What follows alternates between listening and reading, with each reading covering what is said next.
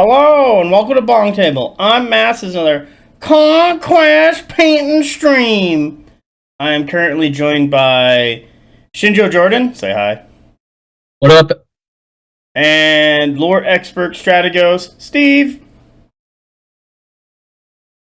He's not going to unmute himself. That's fine. He's here. Don't worry. He'll probably talk eventually. I'm starting this. The idea is I was going to do a paint night. Because Cass wanted to do a paint night. She's late. I think a bunch of other people are late. Or they're not coming. That's fine. And I'm just doing this to paint. This is the last mini I got to paint for my Neon Nords list. Spread throughout, depending on how many people join. I will be showing off the pictures that other people are painting as we do all this. And yeah. That's that. Oh, people are DMing me saying they are going to be on in a little bit. I don't know if we should wait it out or something. What do you think, Shinjo? Jordan? It's up to you. Yeah, it's up to you, brother. I actually normally paint on Tuesday at the game store that I work at part-time. So, yeah, I just kind of am doing this with you guys tonight. So I'm cool with whatever. But, yeah, maybe if you want to wait for more people. So that way it's not just the three of us chatting around in a circle. Yeah, or... There was a listener question. I actually got one of those in the Discord channel. Let me go find that channel. I've been so tired. I'm like, oh my god. Where's those? I do like how you said the three of us chatting as though I'm known for my riveting conversational skills. Man, you are the king of sick burns. That's the funny part. Ooh, I do like that though. Steve's actually really clever, and it's just you start listening, and you're like, holy fuck, Steve. Jesus Christ. I want you to read people for filth. Oh my god. Charlie Fox 9999. Question for Mass and Crew. Which faction is the easiest to start using all the rules to which one is the hardest to learn and win with? In 40k, it just says 40, but 40k, Knights is one of the easiest as a stat check army and limited data sheets and abilities to learn. I'm kind of thinking Dwag, to be honest. It's the same thing. Especially current Twag. Yeah, I mean, yeah, they play with magic, they play with resolve, you're not ignoring anything. They're pretty straightforward. I mean, as straightforward as any army can be, right? I mean, once you learn more, it gets harder. But yeah, either Dwag or City States, honestly. Even City State's little mechanic, the strategic stack, if you're teaching somebody how to play, I don't think it's that difficult, and it can kind of forgive a little bit. Yeah, that's fair. My thing with City States is that a lot of its baseline stuff is wound 4 and just kind of dies. And a lot of its tech pieces are higher wounds and more viable. But originally a lot of people were going into the faction for oh, I want to run a bunch of bricks with hoplites and phalangites and all that stuff. And that's cool and all, but it seems like City States currently has moved away from the big hoplite blocks and such. Yeah, but in terms of armies that are easy for people to just kind of pick up and understand the rules for generally, really regardless of which army you pick, you're probably still going to have a bit of trouble figuring out how to position so that you don't just get picked up easily. But in terms of just starting to play and just learning the basics, I would say that probably Dwag and City States are probably two of the better options for that, because you don't have the would your enchant mechanics, you don't have the kind of necessary synergies of 100 Kingdoms, you don't have the tricky bullshit of Spires, you don't have old Dominion power stacking for what's ostensibly a beginner army. You don't have the Eroni's ideal and command stuff that you have to figure out as a new player, and who does or doesn't get what, and things like that. Although I will admit that seeing them in action, now granted part of it's probably just that a lot of us are still new to Eroni over in my neck of the woods, but I've seen a lot of games, come down to the only player either winning or very closely, very, very narrowly losing. But boy, there's not a lot left on the table. They really do kind of, I think, nail that brawler aspect fairly well, because boy, the auto unbreak, a lot of wounds on models. They definitely take a bit of effort to actually take off the table, but possibly them, as long as you ignore the fact that they're learning a completely different way to play and build decks. And Like, it's not I don't necessarily want to say it's well, deck building is a skill. I don't want to say I don't want to necessarily put it in this pocket of, you're not learning a fundamental skill, because it's not a cross-faction skill of how Euroni build their decks. I mean, you still generally want to try to match up, the proper ideal to the proper ideal type for the regiment, but yeah, I mean, from a standpoint, kind of like OD, oh, well, they're not overly complicated to learn, but it might not be the best to immediately jump into, just from a standpoint of, you ever switch factions and all of a sudden you have to learn what rolling resolve is like, or taking morale tests is like, or what fighting withdraw is. It's like, shit, they never taught me that. It's like doing your taxes. They never taught me this in school. They didn't teach us this in Zilliark school. Yeah. Hello, Cassandra. How are you? Hi. We already did the intro. Okay. I know. Send me the photo of your mini! Well, here's the thing. Oh. I haven't even started painting yet. Woman, you already posted a mini a couple weeks ago. That's why we did this. You're the reason for this. I know. I'm gonna start painting in a minute. We'll post a picture of the unprimed, unstarted, just the naked model, I guess. I've got a few that I'm working on, so I'll post those in a moment. Ooh. But I'm just getting myself together here. I am. But I decided to join, so I wasn't You're just sitting an hour late. Thank you. Cass, what's your thoughts on the... We had a listener question today at time of recording, and I think this is... I'll probably reply with, it is the first thing talked about in the painting episode. Go watch it. To this gentleman. You should manually transcribe the discussion that preceded me, and then also the discussion we're about to have. You can't see my face. Hold on. But in a way I know, and that's why I did it. Yeah. I know the face you're making. Yeah, it's the... Well, now I can do faces, because there's times where I just don't say anything. I'm just making a face. I'm like, wait a minute. Oh yeah, you're live. Yeah. What the heck was I going to say? Yeah, so what do you think is the easiest faction for, to start using rules? Oh, and then there's there's this follow-up question. So answer this one, and then we'll do the follow-up question. I'm largely in agreement. I think it's Dwayne and City States. I came in for that part, so I know what everybody was talking about. Yeah. I shouldn't have tipped my hat so fast, but I did. I do know that. So yeah, I think Dwayne and City States are probably the picks there overall, just because they don't... The strategic stack is a mild subversion of the deck building rules, but it's nothing too crazy. It's just, it feels like an extra mechanic.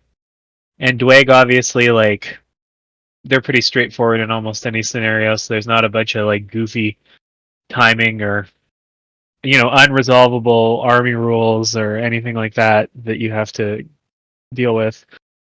So I'd say those are both solid options. My only complaint is that with the City States, is I was promised bricks of clocky hoplites. Oh boy. And the current meta does not deliver. Yeah, I do agree. I also have the same complaint. I feel like the faction itself is... I do agree with Steve in that it's solid, but I also feel like if you're a new player and you look at the box, what's on the box for City States, you're getting lied to a little bit of what's actually going to happen. The game of Conquest that you imagine when you look at the box without having played any games is lies. Not the game you're going to play. Yeah. I still remember when City States was announced, I was thinking, oh well, I already have my undead and they're Byzantine undead, so that's extra nice. I don't need this shit. And then I heard, oh shit, high tech stuff like clockwork hoplites. Oh god, yeah, no, sign me up. And then that's literally the last fucking thing that came out for the faction release of the original army list. Oh. So I feel like I've just been strung along the whole time. And then it's like, by the way, they're predominantly taken with the Mechanist and the Eidolon. Sorry about that. It's just, oh my god. Yeah, they're like, Yeah. I don't mind like the staggered releases of stuff. Like, there's only so much they can release and produce and get sprues for and have models for, and it's just like, I do get it where people are like looking forward for something, and it's like, and 2 years later you'll get it. Well, to that point, I think that's why they're cutting back on kind of showing off stuff, like preview rules, unless stuff's way closer to coming out. Because I think they mentioned that. And I don't think that's a bad idea. And I think part of that comes with like the growing pains of, like, and we've seen on like the international Discord, things have been changing. They've kind of gotten a little less like off the cuff answering questions now, because for better or for worse, they're no longer the tiny company. I mean, they're still a small company, but you know what I mean. Like, it's not, I've got like 50 people on this international Discord anymore. So No, I think there's some growing. You get people who take whatever is said and run with it to the hills and just misconstrue it, and it has to be really thought of and analyzed of like, what do we want this to do? This 3-year-old 2-line Discord post is now a sworn blood oath. How dare you lie to me? Yeah. Oh yeah, I like. Wait, did someone make a blood oath on the Discord? Holy fuck. probably. Yeah, and Probably. any post by Parabellum is now a sworn blood oath, and if they deviate from it, may their family be cursed for 7 generations. Yeah. Oh, God, I'm gonna be real. Everything I say is a blood oath. Oh boy. So when are we doing crack? Oh How soon? How soon do you want to do that? no. I can. I don't want to ruin my life. You won't ruin. Go to White Party with Cass. That'll be fun. No. Now, when you say crack, there's 2 things that could mean in my mind. One of which is probably easier to deliver on. Yeah, I mean, I could easily. Never mind. I was gonna make jokes, but I think you veer in a direction that BonkTable surprisingly hasn't up to this point. So I don't know if they're gonna be comfortable jokes. So what's everyone painting today? I'm painting flamecasters and sword dancers. Maybe we should have Steve on more because he gets this podcast back on track. No, I hate that. No, I almost. We're gonna drag it. I almost veered it off a cliff. It's only right that I try to. No, we can. Mass, I would love to. We should definitely smoke crack. It won't ruin your life, but you'll definitely lose a week. I really don't want to smoke crack. Then why'd you bring it up? Because I thought it was funny, and now you're trying to like expose me. And now I'm peer pressuring you. Yeah, but that's not gonna work because I don't have to deal with your bullshit on the daily. I don't have to deal with your bullshit on the weekly. Mm-hmm. But what if? Hold on. What if I were to tell you that this is what all of the cool kids are doing? Apex, save us from ourselves. No. Apex is gonna join in on the crack support. Actually, he's a pharmacist. Apex, should you be doing crack? No, you probably should not. It would not. No, we're on our Viper the Rapper arc. Oh no. What if it's just a cheeky little bit of crack, like just a half? Yeah.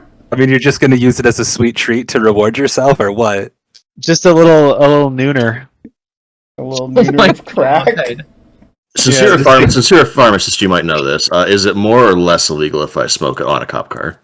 I don't think it matters. I actually have done a couple of consultations for one of the local police departments, though. That is much less boring than where I thought you were going. This one you said I have done. Yeah. No. I thought he was like, No, I have no done crack crack. It's okay. Just like, could have done more. No hard drugs for me. I haven't done crack, but I've cooked it. What the fuck? But I've cooked it.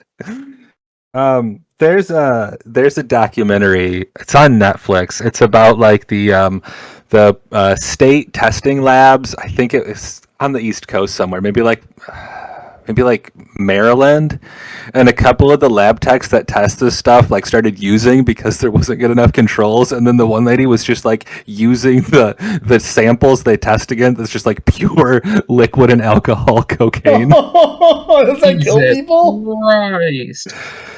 So No, pure yeah, it's a cocaine is really actually interesting way better documentary. for you than the stuff you buy on the street. Oh, that's good. It's not been cut with anything.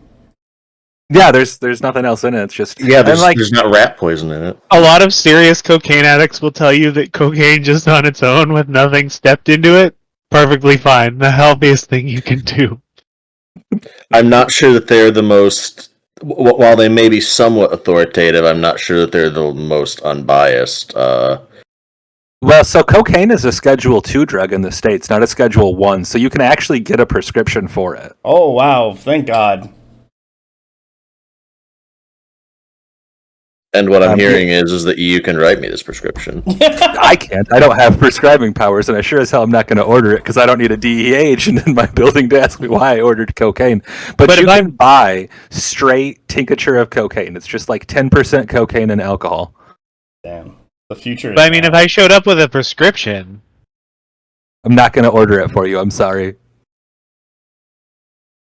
You want to keep you your used to be a dust? country. They use it so it's a vasoconstrictor, so they use it to stop like bleeding and stuff. You can actually do like a nasal swab with cocaine and just shut off a nosebleed. Oh, sweet. Getting stabbed so I can get free medical cocaine. It Dude, sounds no, like it sounds like Dare lied to me. What is this picture? They're like, remember they did those studies. I thought you did a line of cocaine, and then your nose immediately started bleeding, and then everyone's like, druggy. Well, remember they did those studies, and the kids who went through DARE were more likely to use drugs than those that didn't. Yep. I am like the one person, as far as but by my estimate, that like had to do the stupid DARE thing in 5th grade and like never touched anything. But that's because I'm incredibly boring. We did the DARE thing, and years later, I told the police officer that came in and did it that it was mostly helpful just so we knew the street drug names to know what to ask for. Yeah. Every time they tried to scare us about drugs when I was a kid, I was just like, damn, this shit sounds awesome. I'm definitely going to do that when I'm a teenager. Maybe Dare has been doing more harm than good, because that's just giving the kids the knowledge of like what they should be looking for. I have a really funny, ironic Dare shirt that I need to cut into a crop top. It's ironic for me. It says "Cops Who Dare" over a Superman logo. Oh boy. Oh no! Yeah. So I don't think anyone answered my question as to what we're painting, except me. I am painting Hunting Pack. I think I'm gonna paint It's a fucking blood. a kappa. Oh, let me. He's bloody. How are you liking the Ironi models? Some of them are devilish to build. Specifically the kami, I'll say, are a bit of a... Also, I was sending people the instruction page for the Kitsune's tail, and everybody thought it was some kind of joke.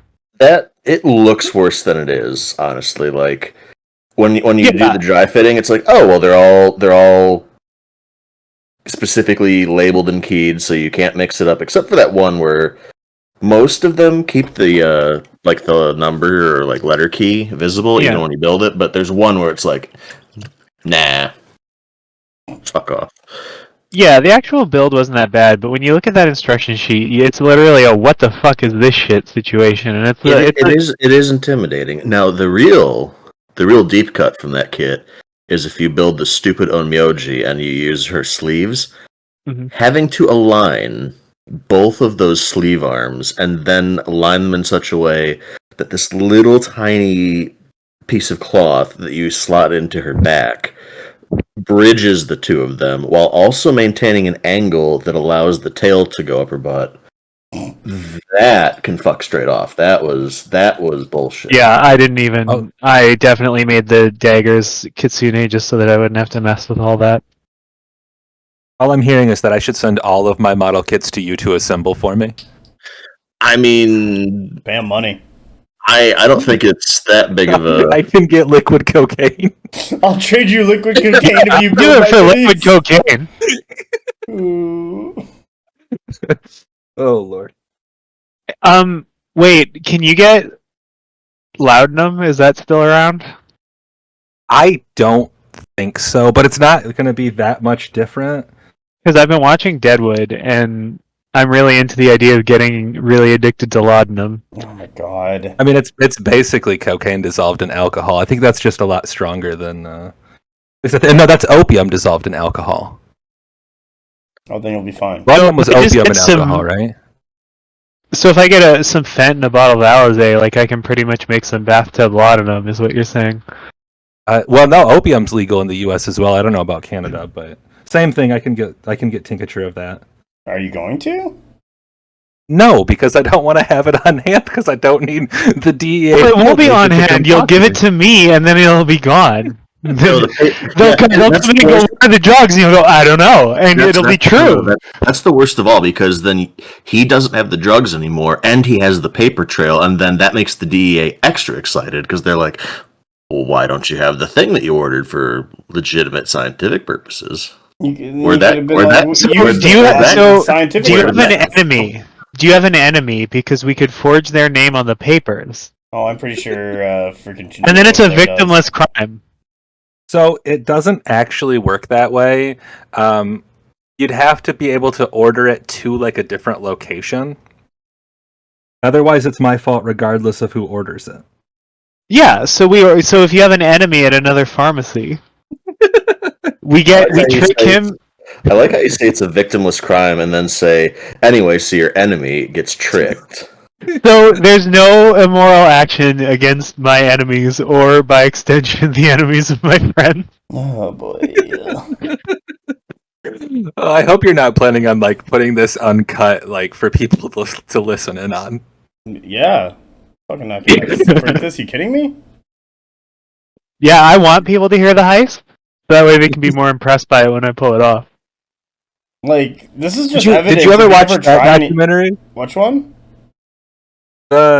The heist one where they were trying to steal like the diamonds. The in Declaration London. of Independence. Yeah, that was great. No, the what was it called? It might have just been called The Heist. It's another one that's on Netflix where they were going to try to steal diamonds at like the Millennium exhibit in the UK. Somebody who was there could tell me more about it because they were in basically just like a big tent, and they went through the whole thing, and the guys got caught. But he's out of jail now, and he agreed to interview for this documentary, and the guy is hilarious. Okay. Is he just like, oh yeah, these are the things we did? Basically, yes. Stealing Like that- diamonds seems so quaint nowadays. Now that you can just make them and they're better, and you don't need like slave labor to mine them. Man, you guys don't use blood diamonds? Oh bullshit. So there was. I know that they cost more, but God, that reminds me of someone who shall not be named, in case they are listening. But From one of the- it was Carl. no. This is back to my college days. At What the fuck the did you game listen store to? at one of the game stores I used to go to, but someone there was basically proposing, and they were like looking for a diamond ring or something, and the salesperson had told them, you see, these are, these ones are not, these ones are laboratory grown, they're not, harvested with slave labor, they're not blood diamonds. And then he apparently, his wife, like, is his then fiance, like, apparently just started, like, giving him death stares in public because he just straight-faced asked the clerk, like, if they're not blood diamonds, do they cost more or less? Because that will influence my decision. Oh my god! Wow. And it's just like, whoo! I mean, Okay. the suffering makes the diamond sparkle better, right? Yeah, it really does. Yeah. The blood polishes. Get that blood in there. God. Okay, so second question from Charles Fox 9999. Oh right, we were answering questions. Yeah, don't worry. We'll get this is exactly what I knew was going to happen. I'm not worried. This is I haven't even started This drinking is- yet. all listeners. This is our freebie for whenever I decide for the year. And month? if somebody comes For the through with the pharmaceutical cocaine, it might just be the free base. Wink, wink, Apex, get out there. This is What's all this recorded and will be available for the DEA later. What's this question, Mass? All right. So now that we've answered the easiest faction, which one is the hardest to learn and win with? I'm gonna start with Shindo Jordan. Oh. Okay, or Steve. Hardest to learn and win with? Yeah. Oh god. I don't know. Part of me wants to say like Wadroon. To do it well. Because yeah, like you have to learn the chant mechanic. You have to know how to do it. Okay, let me rephrase that. I have not played with new Wadroon and like the new chants and stuff. Well, now the chance just go. I was going to say, funny you should say that. Don't worry. After this question, we're getting on to the chanting question that Apex gets to rant about for another half I better hour. Wait, start drinking. They did fix it though. I would say No. before whatever they No. did. No, they did not fix it. They decided to go in a different direction. They made it A worse. bold actually. new direction.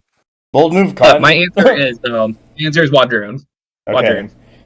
Steve, I know you have an answer. What was your answer to this question? Probably Spires, just because there's the mix. There's the mix of a lot of the draw next card if you're doing biomancies or ferromancies, like draw next card, apply buff, drop it to the bottom of the deck, hope that nothing happens to it before you see it again, things like that. Just a lot of little timing and kind of determining when to order your deck, how to order your deck, so that when you do the various tricks that are available to you, things actually play out as intended. And then actually, so you got the buff, now can you actually utilize it without your stuff just getting clapped? I think that, plus they're just also not like the easiest to play effectively. I know there's a lot of people that get that down, but still struggle to actually position properly and take advantage of the buffs and benefits that they have. So I'd probably say that one. I agree with you, Steve. Spires is my pick. Cass, Apex. What's your pick? You go first, Apex. Spires would have been my pick too. The other one I would throw out there. Here we go. The other one I would throw out there is actually Euroni, just because they're so elite, you're so small model count. Like as soon as you start losing things and giving stuff away, you're done. Like the game's over. So that I think is easy to play poorly. Apex, I see you've lost 3 regiments. Get out of here. You're done. You're done, boy. Oh. Is that what you tell every Euroni player once they start lose half their list? It's like, Maybe. get out of the store. But like it's because it's 20, 22 models in a list, and you Sorry, we have a guy going. diddle the middle a little bit. Done. We have a guy going to Gamescom who's bringing 30 models. Have you know? I shouldn't reveal this tech to the Conquest community at large, but I think if you really definitively win against the Euroni player, you're well within your rights to refer to them as a jabroni. Oh boy. Yes. Yeah. I stunned him with that one. That felt great. I mean, I think that's acceptable regardless of whether or not you win. I just keep That's calling true. them weebs. And they accept it. That's the weird part. They knew exactly why they're getting in the faction. Does that make Cass Well, a weeb? okay. Cass was always a weeb. She watches Neon Genesis. I've never Evangelion. been a weeb. Actually, She's a I secret- watch. You know what? Here we go. I'm gonna be closet weeb. You were a closet weeb the entire time. I've always had a very strange relationship with the word weeaboo, just because of its interesting origins, and it's kind of like, Okay. well, everyone throws that around a lot, considering that it originated from kind of somewhat Well, it's from. racist. Oh, not the It doesn't actually. It comes from the Perry Bible Fellowship. It does, but like the reason that it became associated with anime was due to a word filter on 4chan. People were spamming Wapanese too much, and they only started that because they were originally spouting a much less PC term That's about as deep as I'll go into that one. But yeah, no, it has some interesting origins. And then they're just kind of like, shit, we need a word because people won't shut the fuck up about this. Here, Perry Bible Fellowship. That's a funny word. Let's just word filter that, and it kind of stuck. But I don't know. It's interesting. Not to wade into discourse on our funny painting podcast, but one thing I'll say to that is it's fuck. The point I was going to make actually just it completely left me because I've done 2 bong rips since we started recording. So off to a great start. By the way, weed is legal in Canada for everyone listening. Cass and I are Canadians. Yeah, I can't get us DEA. Ooh. Yeah, I mean, what was thesis gonna bust in here? I don't think so. They don't have the money.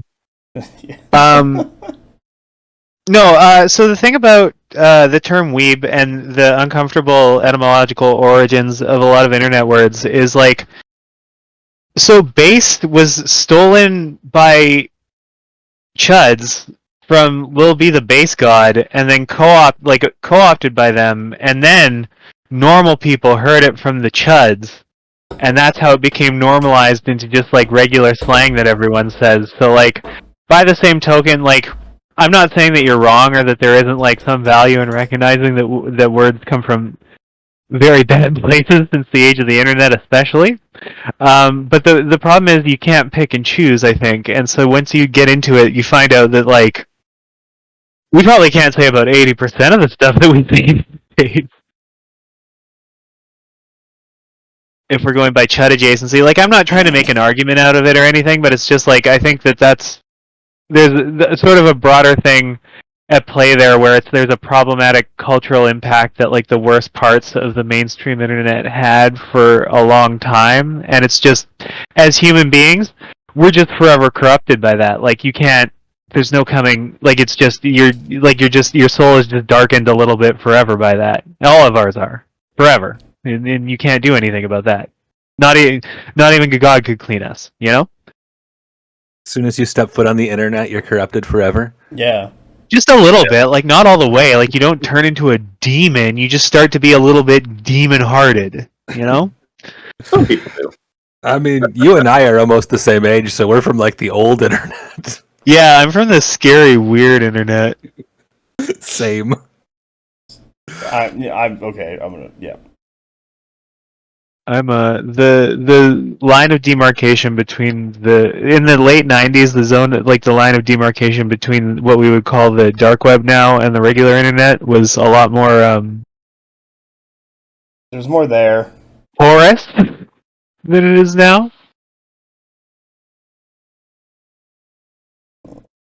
So you definitely encountered some stuff that, for me as like a 10 to 14-year-old with little parental supervision, definitely was not. I mean, I turned out fine, right? So no big deal, but it could warp somebody. Could have been a huge problem.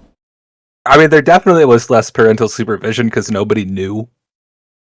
It was a very strange time. Yeah, I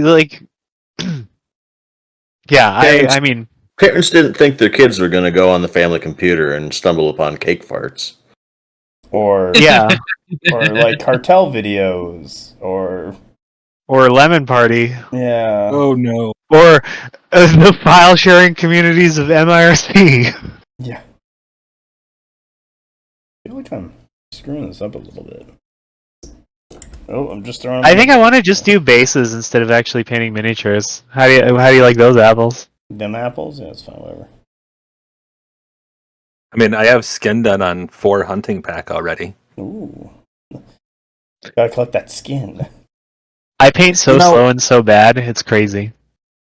You know, when I was assembling all these hunting pack for this, I thought to myself, this is the one time I've ever assembled a model kit and thought to myself, those stupid push fit kits that GW does would be perfect for hunting pack. They'd be like 2 pieces, you put it together, it's done. Like, there's been nothing wrong with push fit. They're just, I don't, like, they,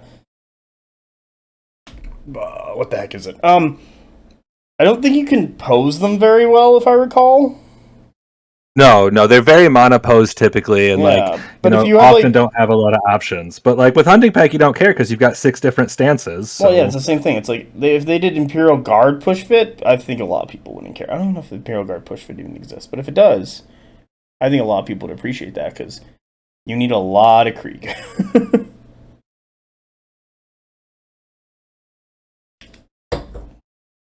I'm definitely cheating on the Hunting Pack because I'm only doing 14, and then I'm going to put them on a base with my angry chickens. Oh, yeah, but the angry chicken counts as an official privateer. Tournament illegal. No, it's legal. Because it is legal. Yeah, the chicken counts. So then I'm at 15 models on there, which is correct. And it counts as a unit leader. Yeah. Do the Hunting Pack have a unit leader? They do. Oh, God. Somehow, yes. You would always get mad at it, if I recall, when we would play against each other, and then I was talking about getting the badass Squirtle sunglasses to put on one of them to signify that that's the leader model. That 100% sounds that is like a great idea. I would do. No, you should make it like I think it was Super Mario RPG. You go to like this one town with a bunch of Yoshis, and there was the bad Yoshi called Boshi. Was he the blue one with the glasses? Yes, and I think he may or may not have had a spiked mohawk. It's been a while since I've played that, but yeah, you could just have like the Boshi Raptor Hunting Pack thing. You know what the Hunting Pack leader really needs? A fedora. No. And a snake dangling out of his mouth. No. Max, No, did you imagine- ever rock the fedora? No. No, I'm not fucking God, stupid. no, God, I would, and you know what? If I had, you wouldn't be able to waterboard it out of me. This is why the weaves get a bad rap.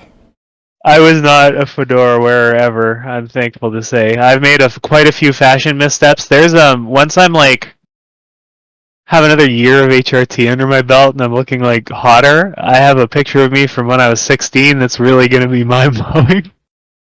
It's like the Right. same. I got one for you, Cass. Mid 90s bucket hat. Oh, God, what the Oof, fuck? like corduroy. That insanity ain't virtual, my friend. I'm imagining I want to imagine the sort of person that wears that and water shoes and fuck, I don't know. I just want to create this horrible composite of every fashion sin. Frosted tips. So, Oh, God. do you remember rocking your hair short and gelled, but with so much gel it was crispy? Yes. Ugh. Yeah. That was awful. Yeah, it was pretty bad. There's a lot of bad stuff going on there. There was a mall fashion store that really encapsulated this era of fashion. Hot Topic. No, it's sort of like hot. It was like if Hot Topic for douchebags. No, what I would okay. say Spencer's. is Hollister? no. So Hollister's in the right zone, but this was cheaper and less. For people named Skylar. Oh, boy.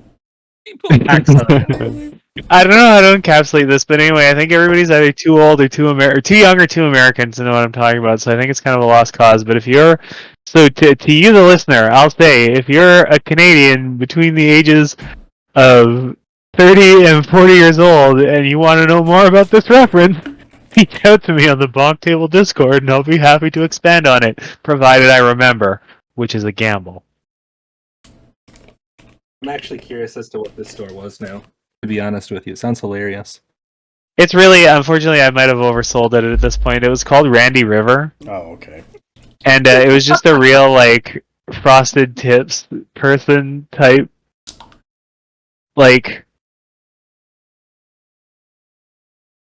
Frosted tips and a puka shell necklace? yeah, like a douchebag but with no money is kind of the vibe. A scrub? Oh. Ain't Like a no broke scrub. douchebag. Yeah. That's a scrub from Beyond or Destiny's Child? Is there guys that Not can't- poor, like broke, the Yeah, difference there. okay, what's the difference between a broke person will get money, but they currently have no money? Yeah, it's fine. I'm a poor Scrub is the person. guy who can't get no love from me. What the fuck is there? Hmm. Okay. You know, outside of best friends, right? I agree for the economically Best friends minded ride. consumer. I'm always forced to think of the Sporty Thieves response, "No pigeons," whenever No Scrubs comes up. It's a good song. I was supposed to believe That's that. not bad. What was my next one? Okay, so Apex. I read your chanting blog. Apex explained why chanting is currently broken. Apex, please tell the general public who don't read why chanting is broken. Well, so the FAQ says that you can get the regiment bonus without actually completing the chant. Okay. But there's no way to work through the steps as they're currently written where that makes any sense. Because apparently you get the regiment bonus as soon as you are chanting, but then you get to step 3 and it says discard 2 cards or 2 markers. And there's really no mechanism to move on from that makes sense. Because if you stop there, you don't get to step 5, which would have you get rid of all your unsung tokens. And if you don't stop there, you go to step 4, which just says you get the bonus. Like, it's not gated by paying. The paying part is how you get to step 4. So it's just a really weird writing issue where I guess right now you could say you're chanting, get the regiment bonus, choose a cult you don't have any tokens for, and just stop right there and get your bonus but not pay anything. Do you need tokens at all to do that then, or do you? Yes, you have to have 3 tokens to declare a chant. So that part isn't affected. But don't you need? But there's Do this you need 3 or do you need 2 to do a chant nowadays? 3. So you have to have 3, and then you can switch your conquest tokens out for whatever you want, and then you choose which cult you're chanting, and then you'd pay 2 tokens to get the bonus. Then you'd get your bonus, then you'd discard your remaining token. Oh, okay. But the only way to work through that makes any sense is if you have tokens at 3. Otherwise, you're just in this sort of state of limbo where the rule doesn't really tell you how to resolve this situation. And your options just aren't great. Like, to be honest, I feel like you need to be able to chant to do this. Just like baseline. You should be chanting. I had always assumed that you wouldn't get the regiment bonus unless you successfully paid at step 3 and got to the part where it says get your benefit. But that is not the case. Well, fucking why? So, Like, we've entered a new era of design in the game. Forget rules as written. Forget rules as intended. What do you mean? We're on rules with vibe. As whatever. Yeah, vibe rules. Well, and rules it is vibe. sounds like the desire is to keep this sort of out, where if you've managed to get your track screwed up so badly you can't chant anything else, you can still get the regiment bonus. And I think the goal here is to force you to discard all of your markers. That's what it sounded like to me as how this is going to get resolved eventually. The odd thing about that is if you take the history mastery for all 5 points it costs, that you should almost always take, that just gives you 3 famine tokens. So next turn you can chant famine. I was just going to ask about like how that interacts or what the indication of if they want to limit that to like 1 unsung token or something like that. I mean, right now it just says all unsung, so that could have to be rewritten as well. I mean, 5 points to potentially get 3 famine tokens every turn is pretty darn good. And it's always on. Like, you don't have to have the character on the table. It doesn't have to be alive. So, yeah. I don't know. I don't know where that's going to end up. It sounds like it's going to need another rewrite, so... It just seems stupid. Like, what is happening here? Like, why would he go this far? It's like, okay, so isn't there a way in Rajun chanting if you have 3 tokens and you get another token you can like swap out? Absolutely. Yeah, so you So, can like, only it's have not 3 like- tokens, and when you get a 4th token, you get to pick which 3 you keep. So like, you can still, like, if you mess up your chant track, like if the intent is to like help you fix your chant track and like discard everything but still get a bonus because the developer feels bad for you because you messed up with Drune, like, no, learn how to chant, but also like slowly swap them out for something that you can use, and then chant and like reset if it really becomes that bad. Like, so I remember Mark 1.5 and beginning of 2 with Droon, where you had to chant on 3, so you had to build your stack in such a way that you had to get your chant off on the regiment you needed to be doing stuff on 3, or else you were screwed. And one of the best ways to beat Droon at the time was to just kill all their support regiments that are there to generate tokens, so that their active one, or the one they want to chant on, just doesn't, like, it chants weirdly, like it doesn't have enough tokens to actually chant, or because stuff is dead in a weird way, and you've messed up your opponent's stack, they chant on something that is irrelevant, and so they don't get the bonus on their thing they want to kill you with. Like, there was nothing wrong with that, but like modern Radroon, because you can just like hold tokens, doesn't seem as bad as that anymore. Like I certainly didn't think so. Like, my this thought world process doesn't on this need to is be if my made. opponent has managed to mess up my stack that badly, they deserve to be rewarded. Yeah. So, but yeah, it's kind of just an awkward writing thing. But you know, I think that's, if you've been around Conquest long enough, awkward writing issues are just kind of par for the course. You know? So, you know, take that as you will, I guess. There are no writers in Greece. There are no wolves on Fenners. I've been listening to like all the Horus Heresy books right now. So much. How is the Horace going? I'm doing a full heresy, and they are Horusing. I'm just really disappointed in the Space Wolves and Thousand Suns book right now. I'm just like, ugh. You should take a drink every time they say brother. No, I should take a drink every time they talk about Loken Skarsgårdsson. Skarsgårdsson. And it's like, do we have to say his full goddamn name every fucking time they mention him? And the answer is yes. They're like, Gotta hit those word count goals. It's like, every time they say the word weird. yeah, like, there is a Ruin Priest running around, and he's like, the weirding ways. And the Thousand Sun is, I don't understand what you mean. It's like, it's the warp! It's the fucking warp!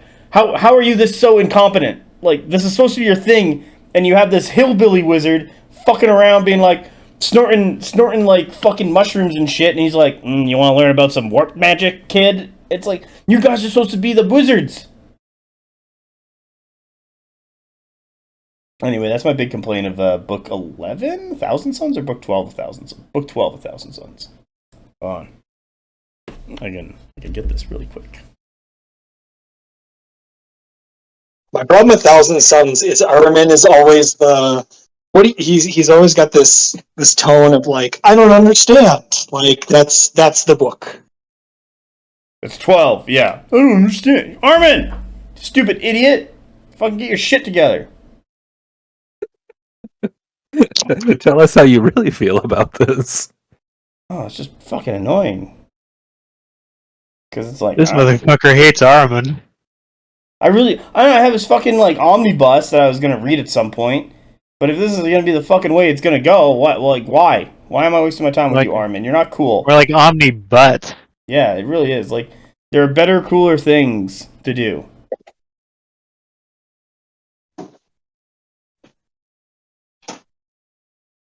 Anybody else reading anything interesting?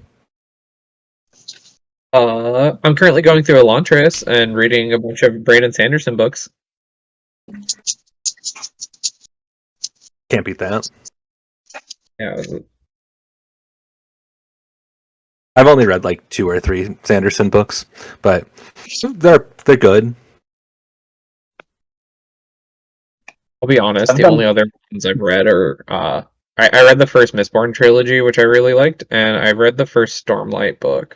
I really liked Mistborn a lot more, which is kind of a hot take apparently for a lot of people in the whole like Sanderson community. But yeah, but it's like every community, you have fanatics. Looking at you, Conquest.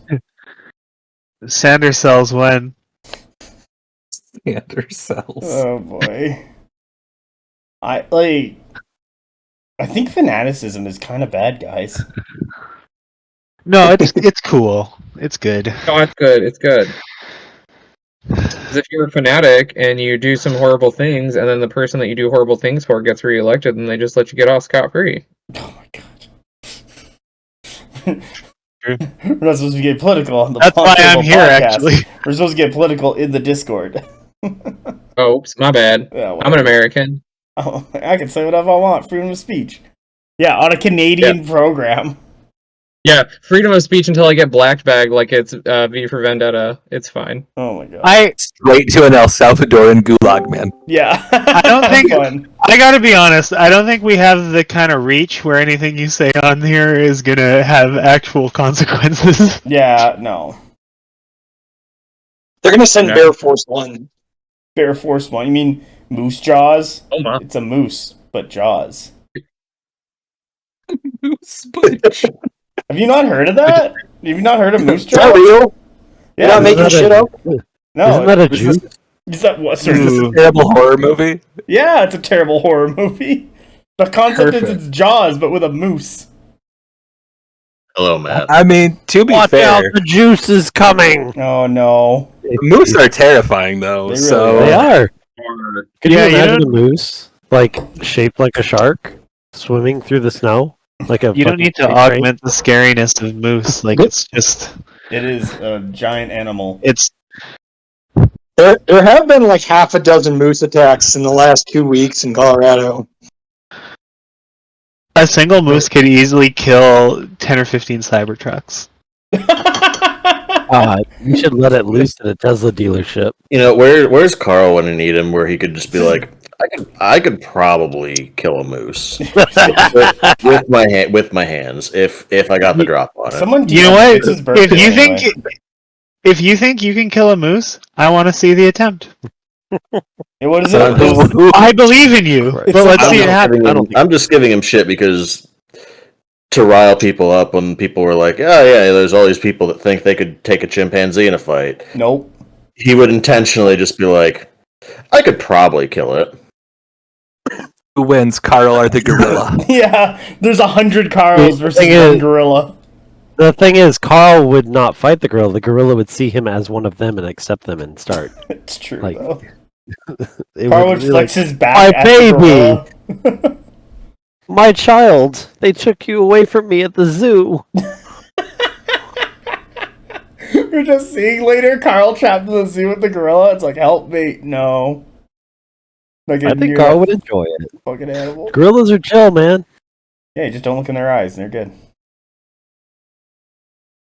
Or you sit there and you look longingly into their eyes for longer than intended. Am I almost done this guy? Oh, shit. Let's get the green. Also, King, I'm so excited I get to see you soon. In like a few days. Oh, are you coming to Indiana? Yeah, I live on basically the other side of Indiana, or yeah, down south. Awesome. That's Can't probably wait to smack you in the Something like face. that after me. You will. I'm running not optimal city states because I didn't want to buy, 6 more fucking chariots with Weaver Courts coming out. So Okay, you No, don't. Apparently, you don't need 8 chariots anymore for optimal city states, but that's as far as I'll take that conversation. Oh, Well, yeah. Is yeah. it 6 now? Is it 6 now? That was No, four. it's 4. It's 4. 4? Yeah, you get the best of both worlds. There Is are it- there are more horrifying things to be had in city states than chariots. I believe it. Chariots are just the overt thing. They're so good, though. Like, isn't it just a crap ton of Thorakites? yep. Which again, not buying more of those. Guys, previously- There's some cav in there. I think comp calves seem really good. They are good. Like, am I crazy? They seem No, you're not like crazy. 140 points. No, I they're... good. agree. They can't take a hit, but like they've got that charge range. They've got a pretty competitive, I think, price point. Do they still have dread? Yep. Yeah, Yes. Oh, they're part of the Dread. Dreadmageddon. Rip. I mean, I just think what I could do with comp cav if they were speakers mediums. Like, that's sliding into every speakers list. Yeah. I mean, that's Dude. sliding to every Wadron list. But like, That's about- running into my DMs, frankly. I could see got Cats work. going for some big dime. I've made it very clear that I Epic. would be All interested got real in quiet. either the dinosaur women or the orc women. I don't make a tremendous amount of distinction there because, via the speaker. You know what? Never mind. I'm not gonna finish that thought. That's fair. I mean, aren't you the one who coined the term "hard mommy" for the matriarch queen? Sure Like we know fucking you're did. into, Yeah, we know I you're did. into the orc women. Proprietary. Now, to be fair, that's a reference to a Metal Gear Solid joke from online, but I did bring it to this environment. That's fair. Okay, well, I tried to get the camera to focus. I didn't want to do it, but anyway, the blood's done. Now I have to base these guys. I don't think I'm getting any painting done tonight. I just sat down. Yeah, we'll start painting. Or else I'll kick you. Mud Dank, you painting? Or am I gonna? Yeah, kick you? I got cyberbullied for not painting, so now I'm painting so that nobody. Wait, who cyberbullied you? Me. Mass. Yeah. Do you That's not? like I'm really. John, have you not seen like our relation? Like Jordan, have you not seen our relation? Kat Oh, I says have, shit, and then I know. and then I abuse her. No, so here's the thing, okay? I know that you guys are friends, and therefore it is okay. But I'm a ride or die bitch. You mess with one of us, you mess with no, I'm one of those like, oh, what did this bitch do to us? Like, let's go. That's me. You better go find the bears. The Bears. I'll get the Bears. You're not the bear Nope. cast. friends. I thought Mass and Cass were together. Yeah, I could have swore they were married. Oh my god. That's my favorite. I mean- I love when that comes up. Mass hates it, but I have nothing. I have nothing to lose, so I think it's funny. Fucking Hannah from Germany. Are you guys life partners? It's like, no. Unless. We just joke, unless. Yeah. Mass Cass and their son Seabass. No, if I ever had a child name that, I would probably. Sorry, I briefly thought that there might be somebody who's listening who has that name, and I don't want to be extremely rude to them. But suffice it to say, that's not what I'd name my child. That's fair. But I wouldn't walk into a lake over it or anything. That wasn't what I was gonna say. So I see a lot of names professionally, and some of them just are mind-boggling, and not even because there's something ridiculous. It's just like, they thought this through.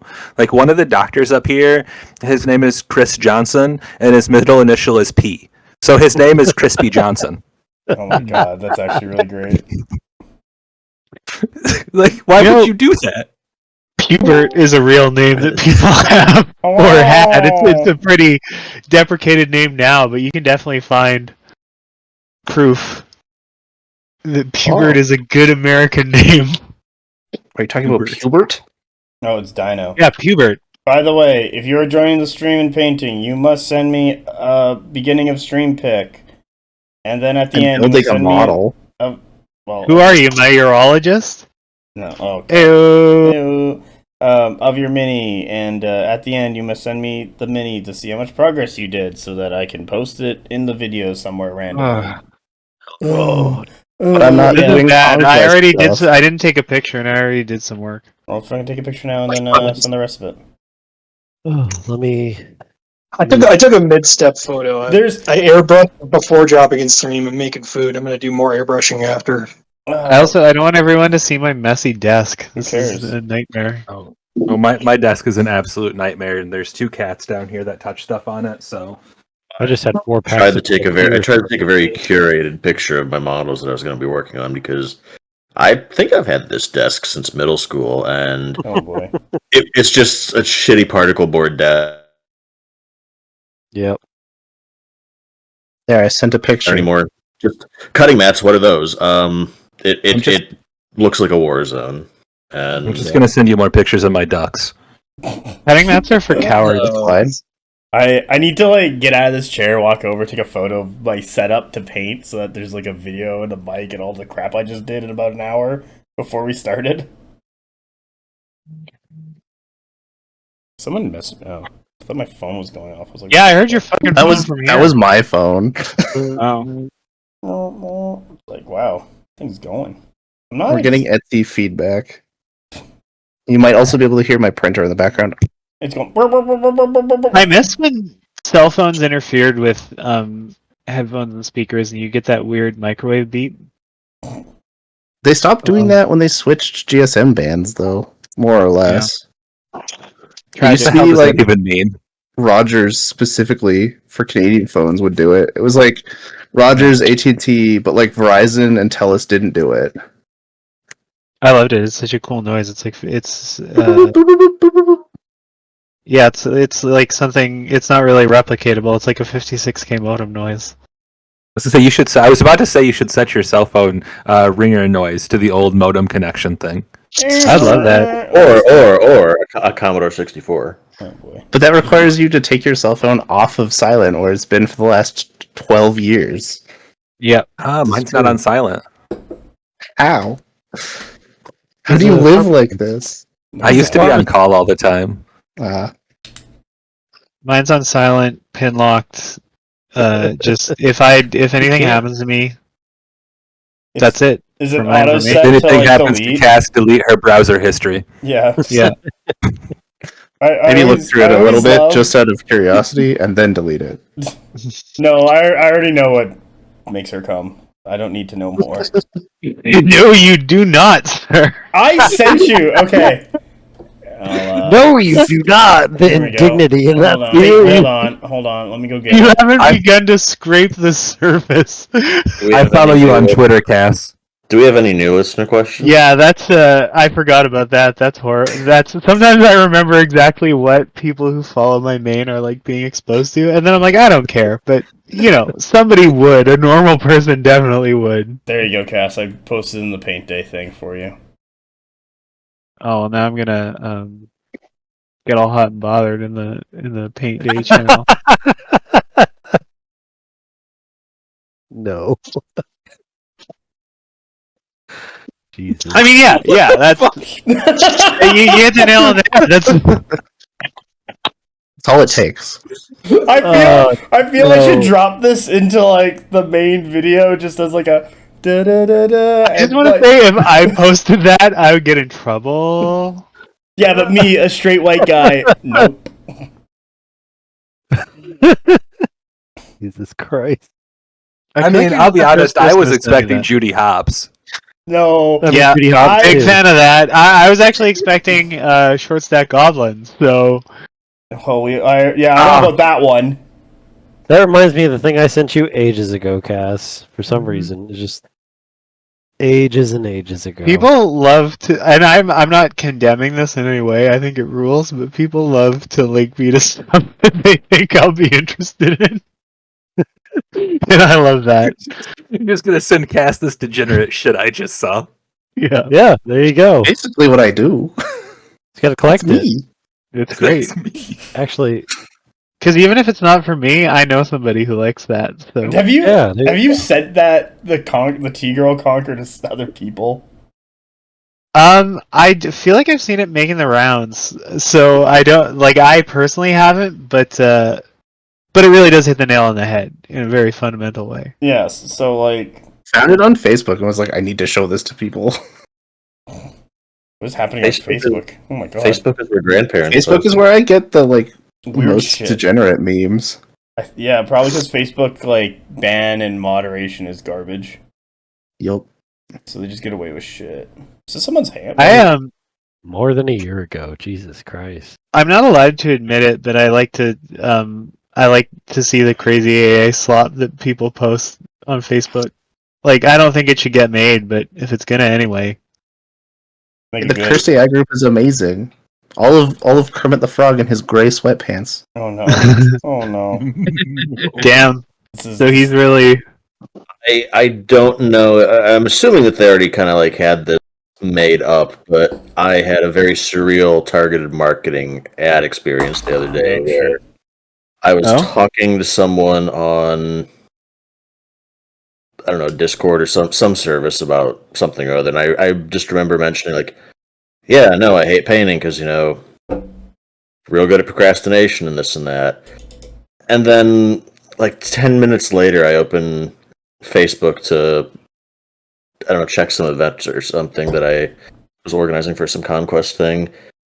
And all of a sudden, this horrible, like, AI-generated slop ad pops up just to be like, it was like this horrible, like, it's not even like singing, it was just this, I guess, an AI attempting to, like, kind of make a jingle, but it wasn't very good at it, but it's just going on about, like, procrastination isn't a character flaw, it's tied to mental health and this and that, and use this service. And I'm just like, Jesus Christ. I know that this wasn't, like, tailor-made for me, but just the impression where it's like, wow, wonderful. So because they read my Gboard inputs, and I typed procrastination into fucking Discord, they're now targeting ads at me about, like, AI self-help shit for procrastination and depression. Oh yeah, I think You ever get targeted? and they've gotten so much worse. Like they've leaned way more into like the AI stuff.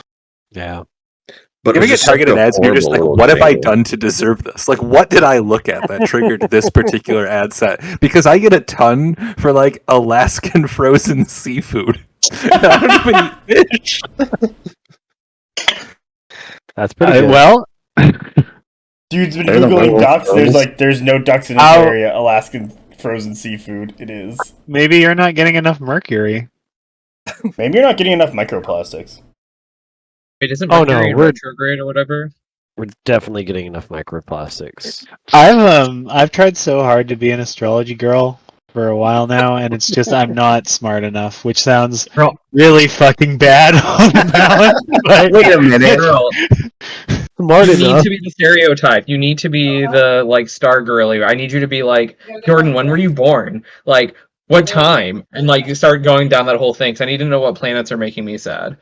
Oh my Yeah, goodness. I L. Ron agree. I Hubbard really- is making you Mercury in sad. I could be that for you, but I'm too stupid for a thing that's dumb. Okay, so to get us onto some Conquest topic, there's a couple content things I want to make, and I'm gonna run it by you, gentlemen and lady, about them because I think they're kind of interesting. So one of them is I want to do Conquest Night in Canada, and it's literally gonna be me, hopefully hopping, and I gotta talk to like the competent crew. What's just a bunch of North American players, and find out if they would let me have a bird's eye view camera when they're doing their TTS games, and being like, cool, I'm going to record this with none of their audio or none of their inputs, and then Cass and I are going to do, we'll probably run it at 2x speed, and then just like talk over it, like Don Cherry and whoever the other guy was. Oh, Ron Slobberknocken? McLean. Yeah, and just do Conquest. Well, Night in that was- Canada. So Slobberknocker, that was JR, Mhm. Jim Ross from the WWE. Yeah. So he probably, I can't remember who he would have been doing commentary with at the time, but probably Jerry the King. Let's say Jerry the King Lawler, probably. Yeah, because puppies. Oh, As well, all over the call. Yeah, and just have us like talk about this game from like a higher skill level, and just from the viewpoint of two idiots. We're like, yeah, this is great. They're doing stuff. Okay, this is like Carl's playing this. A higher I skill don't know about that level, move. and Cassandra. Yeah, so I wanna talk to competent crew. That's been a thought in my head, and just have. I obviously want to do that. because I think it'd be really funny, but also good to see like other high-end gameplay, but also narrated by people who are like, yeah, we do stuff occasionally, I guess. Yeah, get some of that casting in. Yeah, So you can, you know. so Me, a person Now, who doesn't play the game how- in. How many you need to dicks get can back you in draw the with the Telestrator on it? sorry, sorry, Apex. The number is alarming. How many dicks are you going to draw on it with the Telestrator while you're commentating this game? Oh, as much as I want. The limit does not exist. Yeah, no. Everything is gonna find a way to look like a dick somehow. Like, so one of the, I think the first Elden Ring faction, like, interview / play was literally because TTS refused to work for Brian and I, and Brian, like, we were getting frustrated. Brian got up to, like, use the bathroom or whatever, grab another beer, and I drew a massive dick on the table and wrote "I love you," and he came back and he like laughed and then showed his wife and laughed, and then we did the Dwag faction breakdown episode while playing Elden Ring. So so like our dick's gonna be there, probably, yeah. It's almost guaranteed. Yeah, like you gotta fuck with your friends. I think that That's content would be good and enjoyable for people. So what are your thoughts on that one? I think it works. Yeah, that's a solid idea, I think. Okay, so now I just need to have TTS games, and I just need to have the camera running, and then finish it up, and I can do whatever. But it shouldn't be too bad or hard. The other one I want to do... Now, this one might get me into some legal trouble. Legal trouble. Yeah. I'm listening. So I have this father who's like 67, 66, something in there, and he's got that old man voice. Now, I'm dyslexic, so reading out loud is not a really good like skill of mine. But I have a very old man who's retired, and I'm like, hey, there's a Conquest Companion book coming out. Why don't I just get him to read it? Now, one of my issues is that can I legally do that and not get in trouble?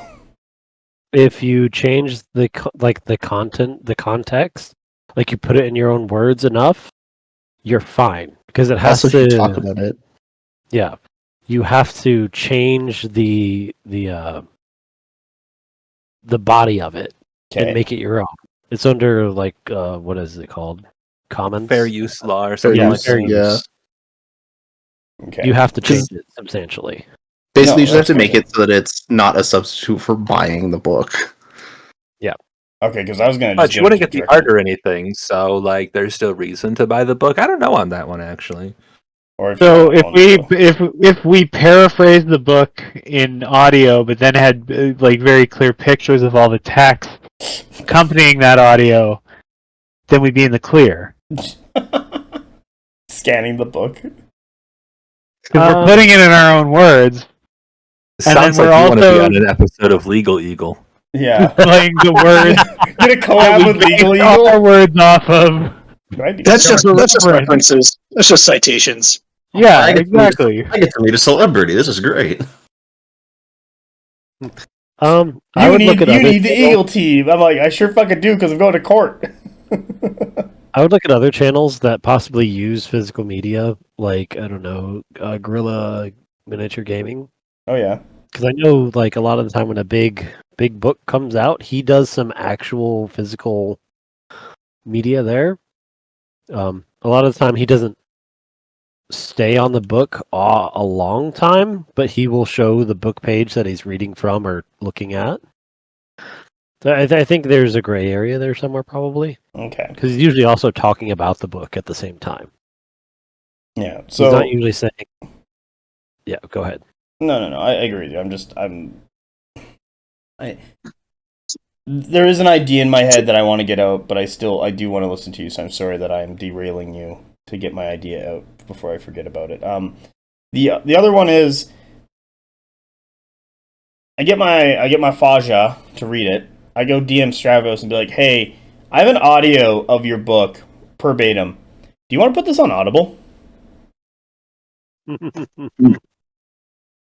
Yeah, I mean, you could definitely just ask them how they feel about it. Yeah. What Because I mean, it's not like what they're not does- available. So here's one that might work. What does Doug do? Because I know that he does 2+? lore reading. Doug- Yeah, he does lore reading. So like, I would think he would be the gold star to like What did figure out Doug like, do? how he does it without getting in trouble. oh, Doug yeah. paraphrases and he doesn't use the text. Sometimes he'll read a passage might- directly. That might What be if a good play then?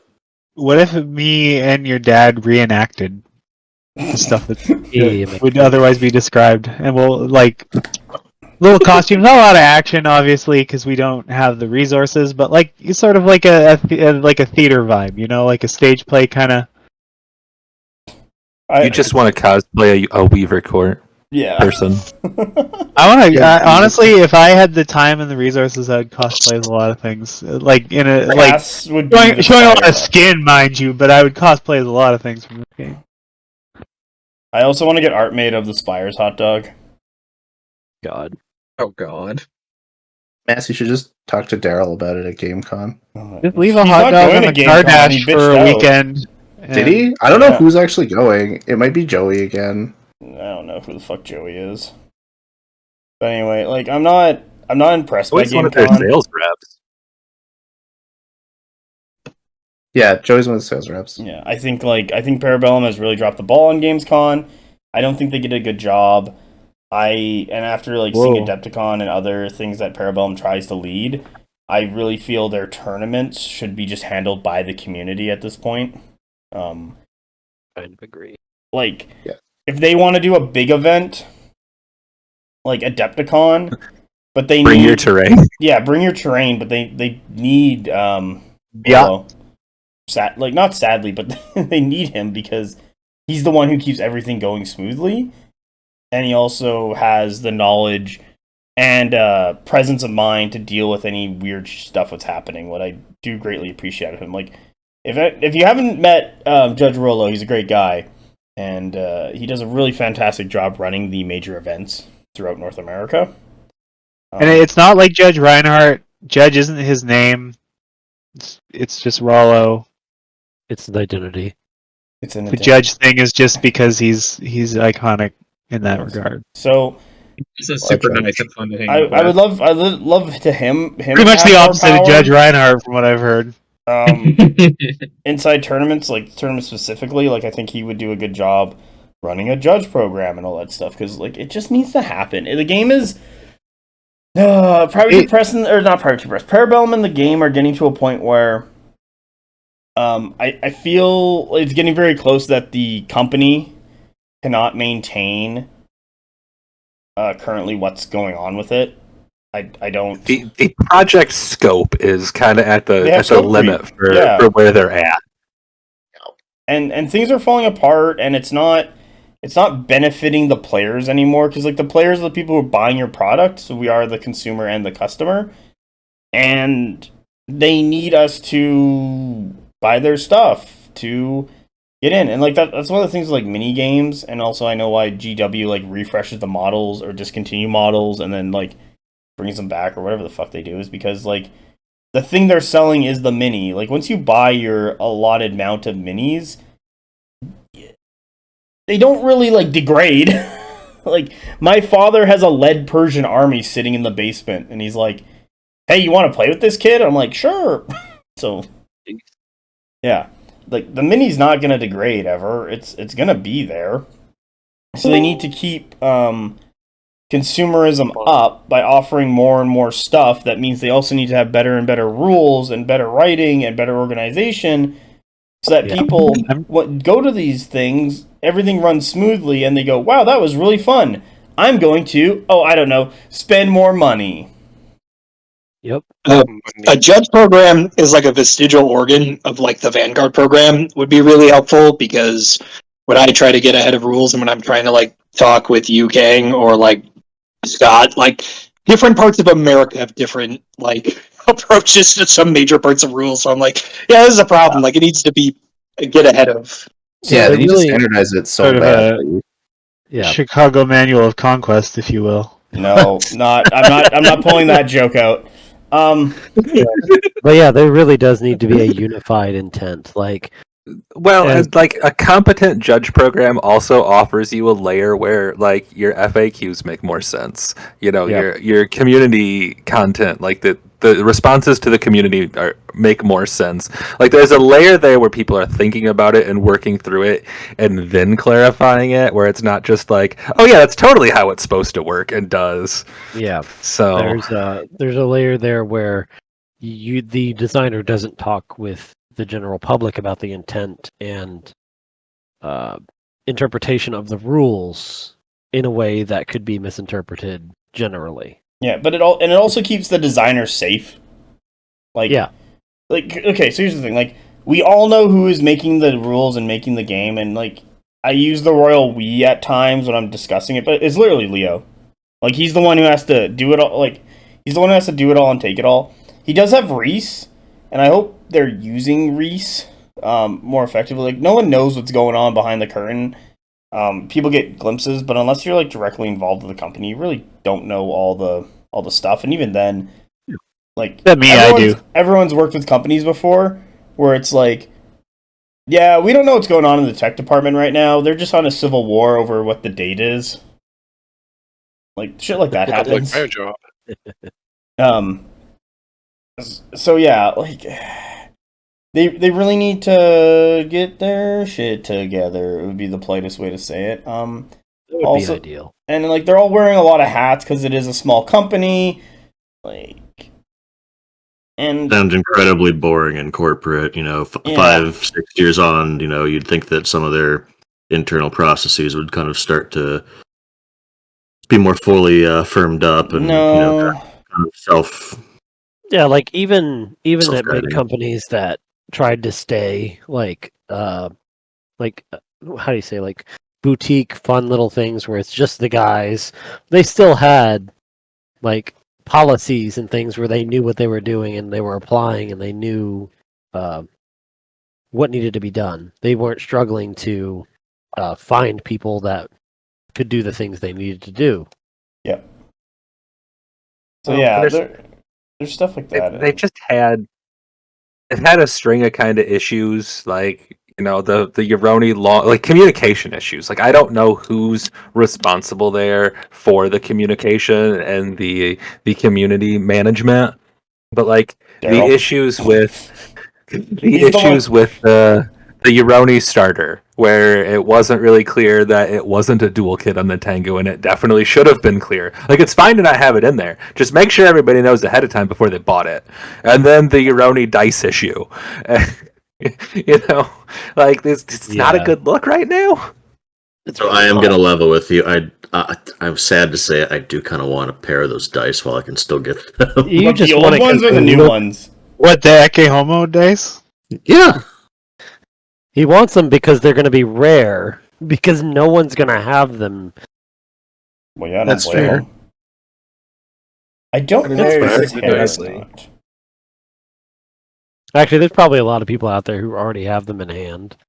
I know, but you're going to become the new wooden spoon. There is a part of me that wonders if, like, they're going to be like, ah, shit, like, future prints will be updated to maybe have a more finalized design, shall we say, and then they'll kind of just like fall through the cracks in the gaming world, and then it'll be like, oh, like you can't find these anymore. But instead, it'll be like, I was there when this was when this made its way to the community. When this happened. Are they doing better engraving on the the wooden measuring sticks that they're giving with people? Because like initially looking at them, they switched from those. I think if you look in the current starter sets, they're now just kind of like a little plastic, flimsy, which is probably better in a sense because you can bend that and it's lighter. It's like a cheaper now. Because like I looked at them and I was just like they're pumping these out like super fast. Like they're spacing on their laser that's doing it is like moving up every like half millimeter or whatever. Oh, I don't know which company they're contracting that through, or like who they pick to make their dice, and any other number of who they picked to do all this ancillary. Who the various non. Yeah. What are they called? The printing company in Poland. The non-Archon suppliers. Yeah, the non-Archon suppliers. I don't know who they use, but because I've never had a problem with the Archon kit, but like the dice, the rulers. I haven't popped this terrain out yet, but these flat pieces of terrain, they're really thick. They're actually pretty okay. I use them. I like them, but if they could have been maybe, I don't know. On the one hand, they could be like half the thickness, and it would probably be more useful. But like at the same time, if this is people's like first terrain, let's say, like they're brand new to war games, they're gonna beat the shit out of that. I guess having a like tripled up coffee or like drink coaster sized terrain is probably not the worst thing. Oh yeah, no, I wasn't deriding this terrain. I actually think it's good to have in starter sets like this kind because of how durable it'll be. Are they using the same material for the terrain as the objective zones that they're selling? No. This is No, those are plastic. Like really heavy card. I think that the objective zones are like some sort of probably vinyl with like some like weird booger backing, but Yeah, some of the guys at my shop have them. They are sort of like weird vinyl, but they slide around still. really even with the weird like Did they peel the back off? Because there's a thing on the back you have to peel off. He may not have. I didn't pick him up and inspect him. I just kind of looked at him from a Yeah, because I they haven't should had a probably- problem with mine sliding. So they're the same ones we used at Adepticon. yeah, those stayed in place because they have that weird little tacky backing to which I wonder if that's ever going to easily. I wonder, or not when, but I wonder how easily it will rub off with repeated use. But Yeah, that's always a concern. They last like a couple months at least. That's why I like the neoprene. for $30, they should probably last a little longer than a couple months. Yeah, that's why. I mean, it seems pretty durable. I don't know. I mean, I've only had mine a few weeks and only used them like 3 or 4 times, but I mean, I haven't had any issues with them. I have the neoprene Games Workshop ones that I paid like $50 for. Those are the wrong size, sir. 1d6 They are the wrong size. All right. Well, here They're the right we- size for 40K. here we go. Since this is obviously an audio medium, I found my pieces of terrain, and if you bash them together, it's fairly thick. Yeah. Oh, I have a ruler. Perfect. Yeah, These are about 2 to 3 millimeters thick, probably. Not bad. Yeah, they're chunky. It's still pretty Yeah, thick. I've got 4 of them here, like 4 of the sheets, and like they're not bad at all. Could probably make them even nicer if you wanted to. But they are just Sounded cardboard. there's so much mischief in your voice when you said that. I'm intrigued. You could. They're nice. It's really What kind of sexy wild when, ideas do you have for those punch out terrain Well, pieces? it's really wild when a 36 tall 9-inch man is doing mischievous shit because he's so goddamn big. 6'20" weighs a fucking ton. Yeah. 9, huh? They put him a backup alarm on him when he has to Is that get out of places. Oh dear, that's more true than you think. I do every once in a while. I tell the story of like when I met Kang because everyone knew what my voice was, but I didn't know who anyone else was, and Kang just like zoomed over like George Lucas and looked down upon me, and I was like, oh god. It's like, oh no, this man's gonna kill me in this Conquest booth. Yeah, I'm like, oh. And got Kang. you found Skillin because he posted a picture of himself in the Discord, and I'm just like fucking around. Where's No. No, I heard your know. voice, Matt. I know your that's how voice, everyone like- found me. Like that first Adepticon, everyone's like, "You're the BonkTable guy." I'm like, "Yeah, who are you?" And it's like, "Oh, I'm Greg." And I'm like, "Cool, who are you?" They're like, "Oh, I'm like, XXX Sephiroth's XXX." I'm like, "Okay, sweet, thanks, man. Now I have an idea who you are." So it's from LV. Damn, don't mess with Sephiroth. So they're kind of an inverse of the Kang is tall story. There was a great story from Giannis back at LVO a few months ago, and he was basically telling us, "Oh yeah, there was this really fun bar that I went to. And it's like a veterans bar or something, and I was in the military, blah blah blah. For my required mandatory service that all the people in Greece have to do. And anyway, he's like, yeah, so I went there. I'd highly recommend you go. The food was great, and it was really fun. I went." There's like this 6'7" bouncer guy there, and he's like, "What do you want?" And Giannis is like, "And I'm this like little tiny, European guy." And I'm like, "Get a table for one."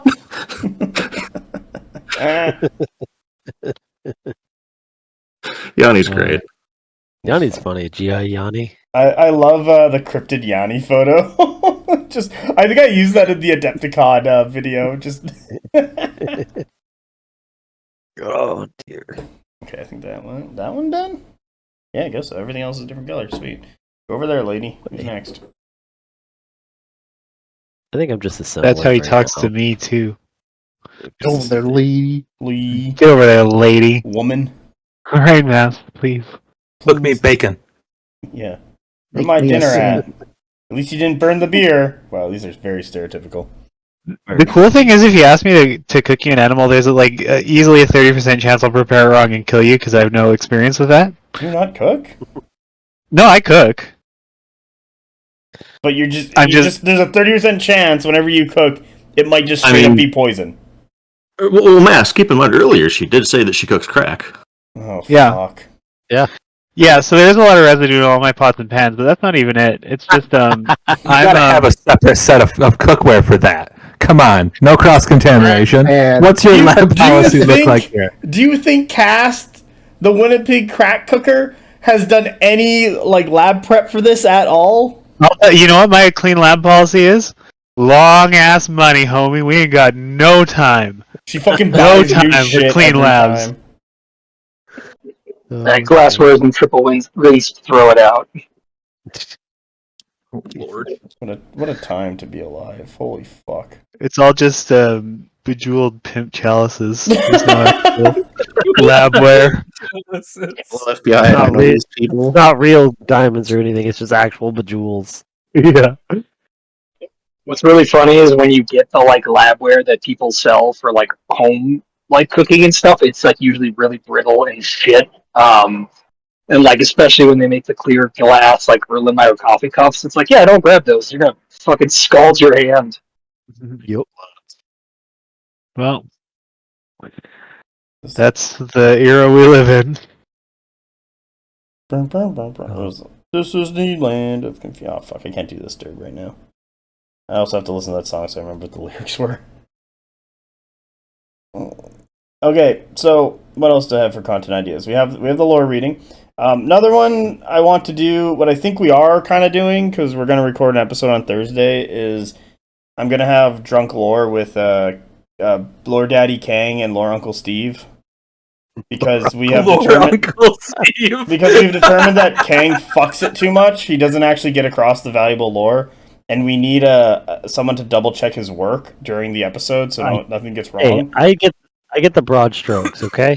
You get the broad strokes, yeah. Well, this is for high class lore and a drunken Canadian to start spewing bullshit. So I hope you get on board. I'm there. Ooh, drunken Canadians. Well, You know what you need to do for a cast mass? Oh no, what? You need to rate the faces that you've touched while discussing them with Cass. Okay, so whose face have I touched in here? I've touched Apex. Did I touch your? I don't think I touched your wife's face. I mean, usually don't like interact with women just because I don't want to get in trouble. We can tell. Usually there's like a 6-foot stick, and I'm like, get away from me, you harlot. To interact with women. I don't want to interact with her. She also bites, man. So you'd go to touch her face, and she'd take the digit. Yeah, but that still touched her. Oh dear. So anyway, so I've touched Apexes, I've touched Matt's, I've touched Steve's, I've touched Carl's, I've touched Garrett's, I've touched Cass's, I've touched Skillen's, I've touched Bernie's. Jordan, I think I had too much respect for, so I didn't touch his. So guess I think what? you would have touched my face pre-transition, so it doesn't count. Well, then I've touched. You touched a dead man. Yeah, well now I get to add another one to it when I touch your post-transition face. So we'll just double up on that number for me. Did you touch Chuck's face? I don't think Chuck would No, I've shaken his hand. roll with that. Yeah. Yeah, I That's could as close as probably. you're So gonna here's the get thing: I could probably touch Chuck's face. We might next time I'm at an event with Chuck. I'll go for it. I'll just come. You up can't behind him. say that So, somebody wouldn't let Mass touch their face because then it becomes a thing. Well, see, on the one hand, I don't know if Chuck would either be like, "The fuck is this? No, you can't touch my face," No. or if he would allow it. But in doing so, you've entered into a Faustian bargain where you will 100% Faustian bargain. at a later undecided date, he will cash in on that. To touch my face. No, like he'll fuck No, with you in he's- some way. It'll be very amusing for everyone that's not you. He's gonna touch you south side. Oh boy. He'll He get your grabbed face. my side fat when I walked by him at Adepticon. Just like right as I got by, he just grabbed the love handle, and I didn't even realize he was behind me. Oh, yeah, Chuck. yeah. And that was like, Had you introduced yourself to him at this point? Or was- yeah, no, he knows who I am. And so that was You right know who after you are Mass from the War touched my Machine face. days. Yes, I believe so. And that was right after Mass had touched my face. So I basically just got assaulted at Adepticon. Like, Mass touched my face, and then I walked away, and Chuck grabbed my love handles. Oh yeah, you getting No. DP'd by 2 men. It's always And he did that Chuck giggle cackle when he did it. He's like, and fuck yeah. Yeah. Jesus Christ. it's always amusing to me that you'd think from listening to the podcast that I would be the one to touch you inappropriately in person, but no, it's Mass. You guys gotta really understand something here. Corner you in a terrain closet. Oh yeah, now I'll corner you in whatever closet you want. You're coming out one way or another. I Tom also Cruise, get the like fuck out of the closet! Stop plagiarizing my DMs. Wait, what? I like how Mass says he has too much respect for Jordan, and then he just apparently treats the rest of us like whores. Yeah, you are that whore. is Every single that one is of you pretty- is my whore. You signed a contract coming into the BonkTable Conquest Discord. You are now my whore. I'm actually my own whore because I own the Discord. That is true. Shit, that's true. Yeah, but everyone else besides Cassandra is my whore. Because I Well, organize We and have run to start everything. referring to you as Madam Cass. Mass, all I can say Yeah? is get better taste In what? In men or women? in whores. If we're all your whores, then like I don't know. Jesus Christ, get your life together. Garrett looks good. Jordan looks good. John looks good. Easy. Kang, I'm waiting. that's the bear. I love that. Jesus Christ. We gotta put an explicit warning on this one. This does get bad. Thunder Rider Kid, no! I fucking remember that. I had to, Kang, I had to re-listen to the lore episode because I got so drunk I didn't remember exactly what we were talking about. And at one point I'm like, Thunder Rider Kid, no! And I'm like, oh my god, that is actually really funny. But yeah, thank god I put that in. Jesus. It's because I gave a shout out to our listener of the week, Thunder Rider Kid, as we were talking about something to do with Spires and the hot dog, and I think an adult situation. Well, I found out he listens to the podcast because he left a comment on one of the YouTube videos. So like, shout Yeah, out to so him. now he's our But listener of also the week now- every time I say something over the line. Yeah, but now I'm like, I feel kind of bad because I'm like, kid, why are your parents letting you listen to this? This is absolute insanity. Well, they probably don't know. Oh, I hope the fucking Just dad a does. Wholesome wargaming podcast. Yeah, they probably, and it's not even like he's hiding it from them. It's probably just like, who cares? You know? His dad listens with him. Oh, I'm gonna go back to Well- Adepticon to like a bunch of angry comments. Be like, oh fuck. It. They're probably just happy that it's not like contemporary YouTube Yeah, that's fair. stuff at this point.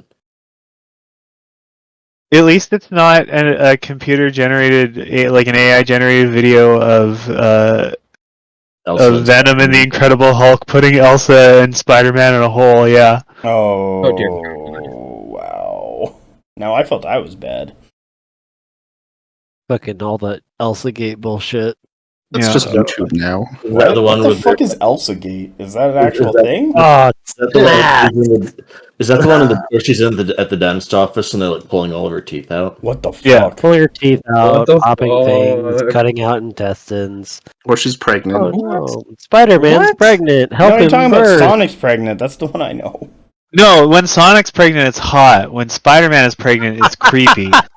And who decided that? That's well, it's just it's your feelings decide that. Like your intuition decides that when you experience them both. You see I'm pregnant so very Sonic and you're like, confused as to what the fuck is going on right now. fuck, pregnant Sonic. I got some ideas about that. You think to yourself, Or pregnant Damn. SpongeBob. Oh but no. when you see pregnant Spider-Man, you're just like, something's wrong. Spider-Man's not supposed to get pregnant. But Sonic is. Yeah. I think Much Amy- more Sure. normal. And once they introduced Shadow to the series, Oh, yeah, no. Sonic was supposed to get pregnant. Oh no. Christ. The Omega-verse Sonic. What the fuck just happened here? Oh, Like, man. how did we get to this point? I've drank half an alcoholic drink. That's how we got here. There's What's got to up? be another listener What's up, question, or Oh, okay. So getting us back on topic. Okay. or maybe another great content idea that we pervert. So, closer with Cassandra.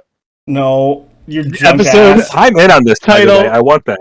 Oh, I want well, Pregnant this Conquest is it. After This Dark. is Drunken with Closer with Cassandra. Cassandra. Is it? I don't know.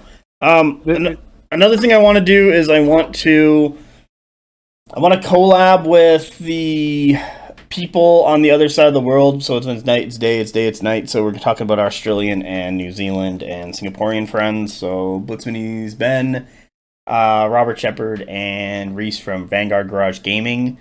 I want to do that. I think I might be able to swing that next time I'm on days off. I can probably figure out a time where I'll just stay up late, like till 4 a.m. or whatever, and just do something with them. Because I wanna talk to them and hear about their opinions and stuff, and get more of a one-on-one there. I want to do it so freaking Cass. Millennial Model Mayhem came out as trans, and Cass was like, I knew it, and I was like, cool. I already talked to Lane. Listen, Is that how you Yeah, it's say that? Lena. Lena, okay. Yeah. I keep fucking up the If, name. if I clock somebody like that privately, don't tell people. That's Oh no. that's actually very rude of me to do. Oh no. Like Lena and I chatted like while I was at Calgary for that tournament. She's like really happy and all that stuff. Anyway, so I want to do like the queer community in gaming. I would have to ask the queer community members if that's what they want the episode talked about. So I have Cass, Jordan, and Lena ready to go. I'd probably do that one next time I'm on days off, so next month. There should be some resources for that. You could find quite a few groups that could also provide like someone who's had a longer experience. I don't know. Not saying you guys haven't had an extended experience or anything, but like you could always find more interviewees as well. Yeah, but I there's want to keep it other to people that like I know that. in like Conquest. So like if they're if they're in Conquest, I want to hear from them, and that's more. I don't know. That whole one just became up because like Cass and Lana were talking, and then I somehow got thrown into a group with them and Skillin, and then I was like, Sinjo Jordan's gay. We should have his opinion and his thoughts in here because I would love to hear about that. Does my Yeah, that must be terrible news for you. Surprise! Surprise, you're gay. Yeah. I thought. I think that's. Jordan. By the way, when we first met, I just thought you were very flamboyant, and I really just. And then like later on, it's like I have a partner. I'm like, okay, and like it never clicked with me. I mean, to be fair, when I was still pretending to be a straight guy, I was calling my partner my partner because girlfriend isn't that cute when you're like late 30s, Once you hit 35, girlfriend or boyfriend isn't that cute. They're just like your partner. That's how it is. Yeah. Should probably throw Garrett in there because I've tried to do weird shit to him when he's not looking, and he might need a consultation. So, in other words, we're doing grooming with Garrett. No, do not call it that. Script writes itself. Are you gonna post that image you have with Garrett with the huge tits? Oh no, that was. So, by the way, it took me so long to find the perfect angle of tits to put that on that stupid image, and it ended up being anthropomorphic rainbow dash was the ones that fit perfectly for the angle. Weirdly enough, It's for what? so Yeah, it was well, rainbow what- dash as a human woman, and that was how I got the angle right. Anthro Dash. Jesus Yeah. Christ. I hate everything about that statement. Well, you're the one who sent that photo, and you know what I'm capable seeing the of. source photo, actually. I don't know if this is ever going to get released to the public at this point. I feel like it shouldn't, or heavily edited. Yeah, so there will only be Good like what 5 minutes of content. Yeah, 10 minutes. Yeah. that's all they deserve. They're going to be very confused when like the topic just shifts wildly and they just have like a missing time. I wish Yeah, I there had an needs to- editor so they could. There should be a clock that's running on video throughout the entire production, can and then time when it. you cut it, you see the jumps. just a just It's like, what happened between there? That's explicit. Nothing happened. Yeah, nothing happened. No, Don't look into it. It was so boring, we cut it out. Don't worry about it. Mind your business. Mind your business. God damn it. That was much better than I can say it. That's excellent. We can post the unedited version on my OnlyFans. Oh. Should have I just dropped it unlisted in that channel once and just never like said anything? Do not acknowledge it ever. Yeah, like there's some stuff on the YouTube channel that I don't advertise at all. And it doesn't do very well, and I don't really care. And then people find it and they're like, what the fuck is this? We'll post There the you go. I link to sent you this my video. pictures, Mass. And are we supposed to post them in the Paint Day channel? Sure. Or you can just DM it to me so I can. It's easier. Okay. for Well, me I to- posted them in the Paint Day channel. You're only getting 2 pictures. That's fine. I don't care. I got photos. project is complete. I pretty much just put some brass and some rope color on this guy. People have seen me painted a blooded to completion, and I'm working on 4 Volks. Built a rat. Built a rat. So you Why get not? 1 blooded to completion, and then you can take on 4 Velks? Yeah, man. I get it. I'm on 3rd color right now, out of whatever that is. Oh yeah. Yeah. That's fine. Like, I get it, but they'll cancel you for saying it like that. Who? T-Conquer? You freak. Yeah. Yeah, Well, T-Girl Conquer. T-Girl Conquer. I would, man, if they did an actual, like, Conquer's Bad Fur Day 2, or, like, a modern remaster. I'd be all Conquer's over worst for a day, she's on estrogen. that. They just gender swap all the characters. It's the same game. That's all I want from Flower video work. games. So you're just Not so you're big tits. just Big bouncing on tits. massive pectorals then for the sunflower. Yeah, would be a false set. Sunflower.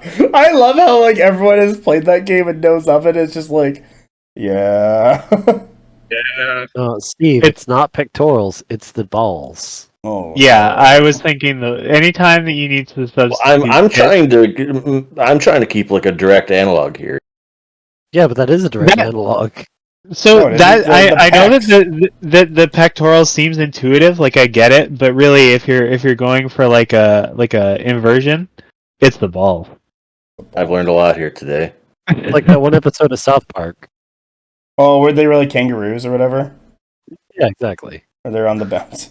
Fuck, that was so funny. Yeah, they got cancer from the Yeah, it's for the microwave on their balls. weed. Maybe weed is the secret to everything. I mean, that's how I got so cool. No, I think there was other things that made you that cool, Cass. Don't worry. Trauma. It was the depression, the trauma. It was all the trauma. It's been eating off of the crack cutlery. Yeah, that's definitely helped too. Yeah, so I don't Just know. the fortifying power of cocaine residue. Like, I don't know if there's any other members of the queer community in Conquest that. There's like a bunch. We just don't know them that Yeah. well. And frankly, I don't want to hear from them. Oh, okay. Well, I guess Overlord Cass has decided what the queer community thinks. That's cool. It's Madam Cass. Oh, It's my Madam Cass. Fucking God, we're not in the Oversteer dungeon, ass. Chinchilla. You can't just be a deranged animal in the sex dungeon. That's why kind we of what don't- I do. Down there, I'm Dr. Cassandra. Down Oh, there, doctor. fucking beat Apex over the head until he learns respect. Down there, I don't have to be Dr. Chinchilla. He's no longer the apex predator. No, now you can't. Now you can't release. Chinchilla that and because Cass that joke just switch got made. Nate or switch what is it, titles when they go down there. Yeah, it's weird power It was dynamic. Madam Chinchilla. I'm here I for don't it. ever use my title. Like almost. You know what I use my title? I use my title when I book hotel rooms, just on the off chance like I'll get an upgrade because they'll think I'm important. And they don't. I should put That's Reverend on mine. Reverend on yours. It's been a minister for like Reverend Dino. 15 years. You're a reverend? You can marry Cass and I together so that we're actually official? I can do it here. You don't even need to. You just apply for it. Time No, make to be this a reverend or official. to get married by you? To get married don't- by me. It's just paperwork. So here's the Hmm. thing. One quick note before we go down that road. I You're so not I got married. married in Canada, but I got divorced in America. So Okay. I don't know how divorced I actually am in Canada at this point. So it's possible I might be committing bigamy by marrying you, which I don't have a problem with, but I just want you to be forewarned that if I come into legal problems because of this, I'm going to ensure that you go down with me. Cass's exit strategy is just kill everyone around her. Oh, sweet. Yeah, I'm loyal in a new way. And that nobody gets out unscathed. Oh, We just need to get somebody during the ceremony into the. Right Does together, anyone have die any together, reason?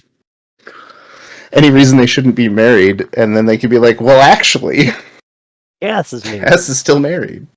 Well, actually, Cass is just trying to kill me, and this is all set up to take my money. Would that be a valid reason if you just did that on the altar? It's like, this person's trying to take all my money. Well, see, I feel like if you're consenting to that, then I can say it's for whatever reason that I want. What, to break up the marriage? Or to just cause chaos? Yeah, like if I was like, "Oh, I'm gonna ruin Mass's life," and you were just like, "Cool, okay," then who's gonna do stop that me? already? Oh, I know. Oof. I know. Every day You sound like my therapist. Oh, you're a therapist in a straitjacket. T-girl conference. No, I don't need therapy because I'm perfectly neurotypical. Yeah, I believe that. I'm not crazy, you're crazy. They call me Miss Normal. I think it was back in early high school I did see a therapist for depression, and I remember one day while my mom was waiting for me to finish, she was just like, "Oh, at some point you guys went for like a walk or something around like the block. Like, was that like some sort of like therapy to like, like I don't know, incorporate like, like physical activity or something?" I'm like, "No, apparently I'm so boring that he was literally falling asleep in session and he needed to wake himself by walking him in." I knew it was gonna be some shit like that. That's so sad but funny at the same time. Oh my god. I'm here God, for it. yeah. That's rough. You don't want to be riveting to a therapist, really, though. Yeah, because then you get used as an example for other therapists. Yeah, if they ever sit there, they're just like fascinating. It's like, oh no, that's in a clinical That's the setting. Like exact that's like when they call over all the surgeons would call over all the residents and be like, "Come look at this. You don't usually see this in the States." Have you ever seen this before? No. There's an art I found out to when you're trying to start HRT through a doctor. Oh yeah. There's I a remember line, this. and if you go over it, you lose a week of your life to an inpatient program. And if you don't go over it, they give you hormones, and so you have to thread the needle when you're outlining what's going on, or else you run the risk of the bad outcome. I remember You don't want the grippy sock vacation? I do not. I remember when you went out to do that little quest. That was a nightmare. But that's for the That's for Closer with Cassandra After Dark. Oh, yeah, man. that's for the gay podcast. It's already gay. podcast. Hashtag gay. Are you No, I excited think- to trickle dump on everybody, on all the straights that are going to listen to this? Always. Well, that's the whole point of this. I don't care. Are you excited to dump on all the straighties that are going to listen to this? You know, Oh, Lord. yeah, trauma dump Yeah. on the straights. Y'all don't hear the venom that I say cisheads with outside of straight people's faces.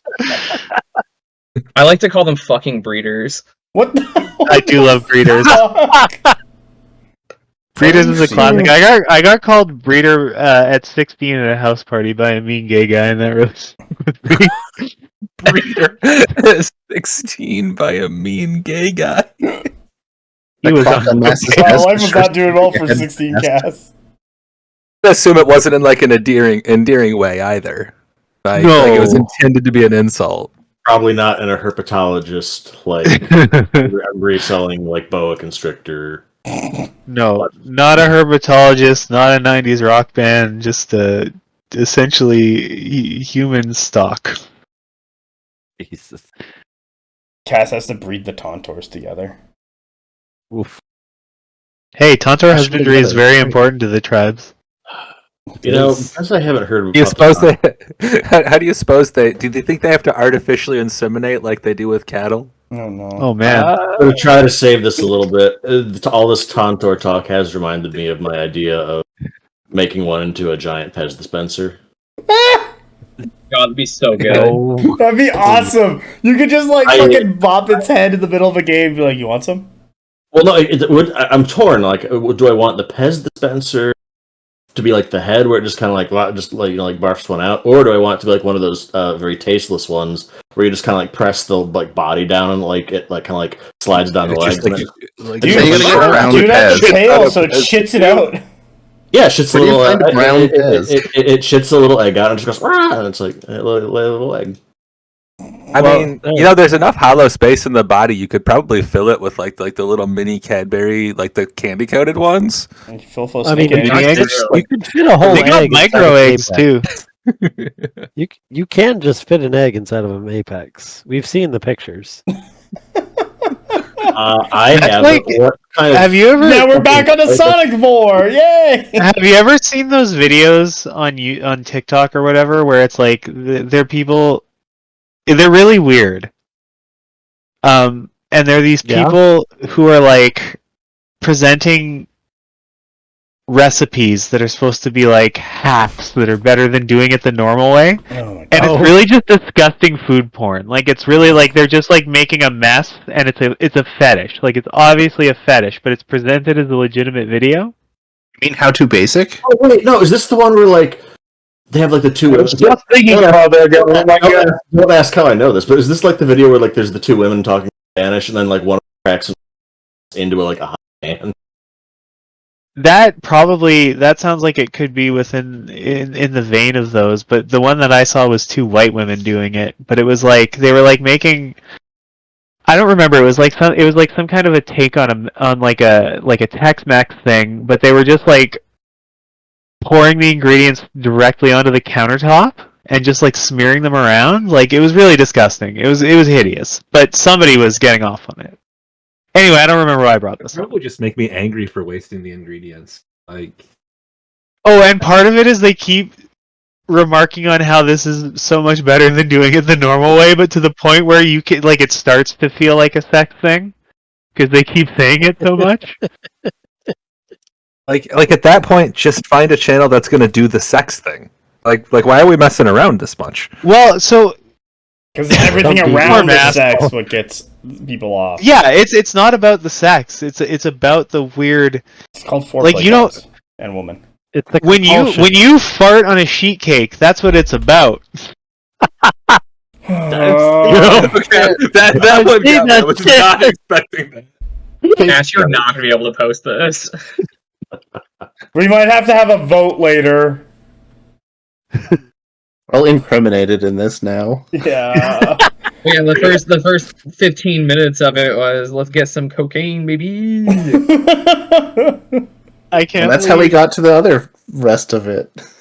Really though, it's crazy all the that cocaine cake got farts into the party was on the the sheet. bridge too far. If that was the case, I already crossed that line like at the start of the show because I distinctly remember mentioning cake farts.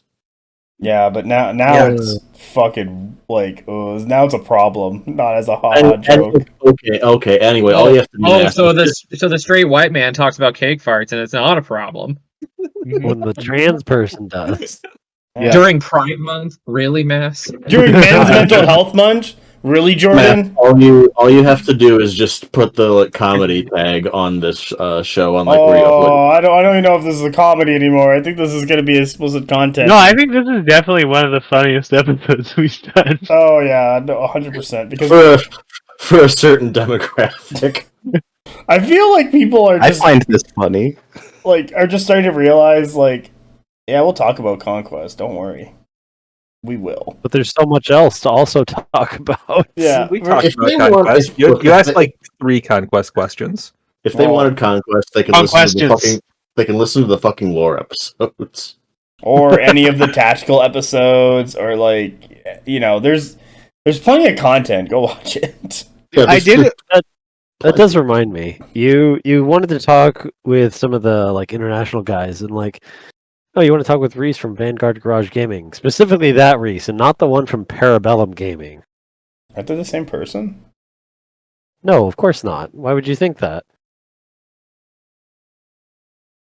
Am I on camera? Like, am I being fucked with? You are on camera. Also, Yeah, I King, can I hear it. absolutely thought Yeah. they were the same people, the same person. I did not know that they were different people. Wait, they are different people? Jesus Christ. Oh no, the trickster has left his mark. Yeah, no, they're the same. I fucking hope so. Goddamn. Wait, who's this? I was gonna You have feel huge bad. problems in a moment. I'm like, am I being like what? No, I was just saying you'd want him to act in a non-official capacity. Oh yeah, once you come on a BonkTable, all bets are off. Like, this is why we're not affiliated. I wonder. Also, they I wouldn't didn't have think- us. Yeah, they also I would didn't not think have anyone us. would actually think that I meant that they weren't actually the person. That's okay. Oh, No, it's yeah. good. I'm glad that we kind of. Now the listeners know, just like me. Because you even got me with that. I was like, damn, what? It's like I was like 100% I sure this is didn't the say same that. guy, because literally thought whenever it. they come out with like a happy hour or release new stuff, and it's kind of weird, Reese will get on Van Garage Gaming and put out a PSA, and that's literally what it's being used for right now. You know, sometimes you just have to say things with such conviction about something that's so stupid that no one would lie about. Kind of like Yeah. if He's you not tell lying. someone He's just that- giving out a PSA about how things kind of work and go. Like, I think don't it's mean I don't mean content. Reese. I don't mean Reese. I mean Matt just being like, oh no, they're different people. Obviously, completely different. it's kind of like when you tell someone that the song Mickey was written about Mickey. Like, who the fuck would lie about that? Yeah, But exactly. the song Mickey was written about Mickey Mouse. I don't want to know what sort of fetish that is. Worry about it. Oh! But honestly, it's just one of the normal ones. At this point, once you get into Sonic 4, like, the world is your oyster.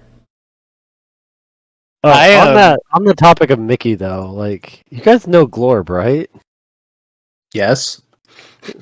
There's another one. His name is Blorg, and he did this actual really bumpin' Mickey Mouse gangster song. Where is it? Oh boy, here we go. Here we go! Yeah. It's Blorg. Blorg. Where is it? Fucking Mousetrap, I think it is. Mousetrap! Whoa, whoa, whoa, whoa, whoa, don't stop. What's another good Conquest thing we can talk about? I feel like, I don't know, the game right now I feel is kind of in this weird limbo because the rules are not as strong as maybe they were a while ago. And some things, oh, here we go. More Mousetrap, fucking great. Get to listen to this later. Like, that's what I'm kind of feeling from the rules right now, where it's just like, or with the game itself, it's in this little weird state of, you have something, please tighten it. Why aren't you tightening it? Oh my god. What is just, going on? I was having fun. It's before you wild said to that. watch. Sorry, go ahead. I was having fun before you said anything about the rules. I was gonna say this just sounds like outtakes from the like BonkCon. Might as well be.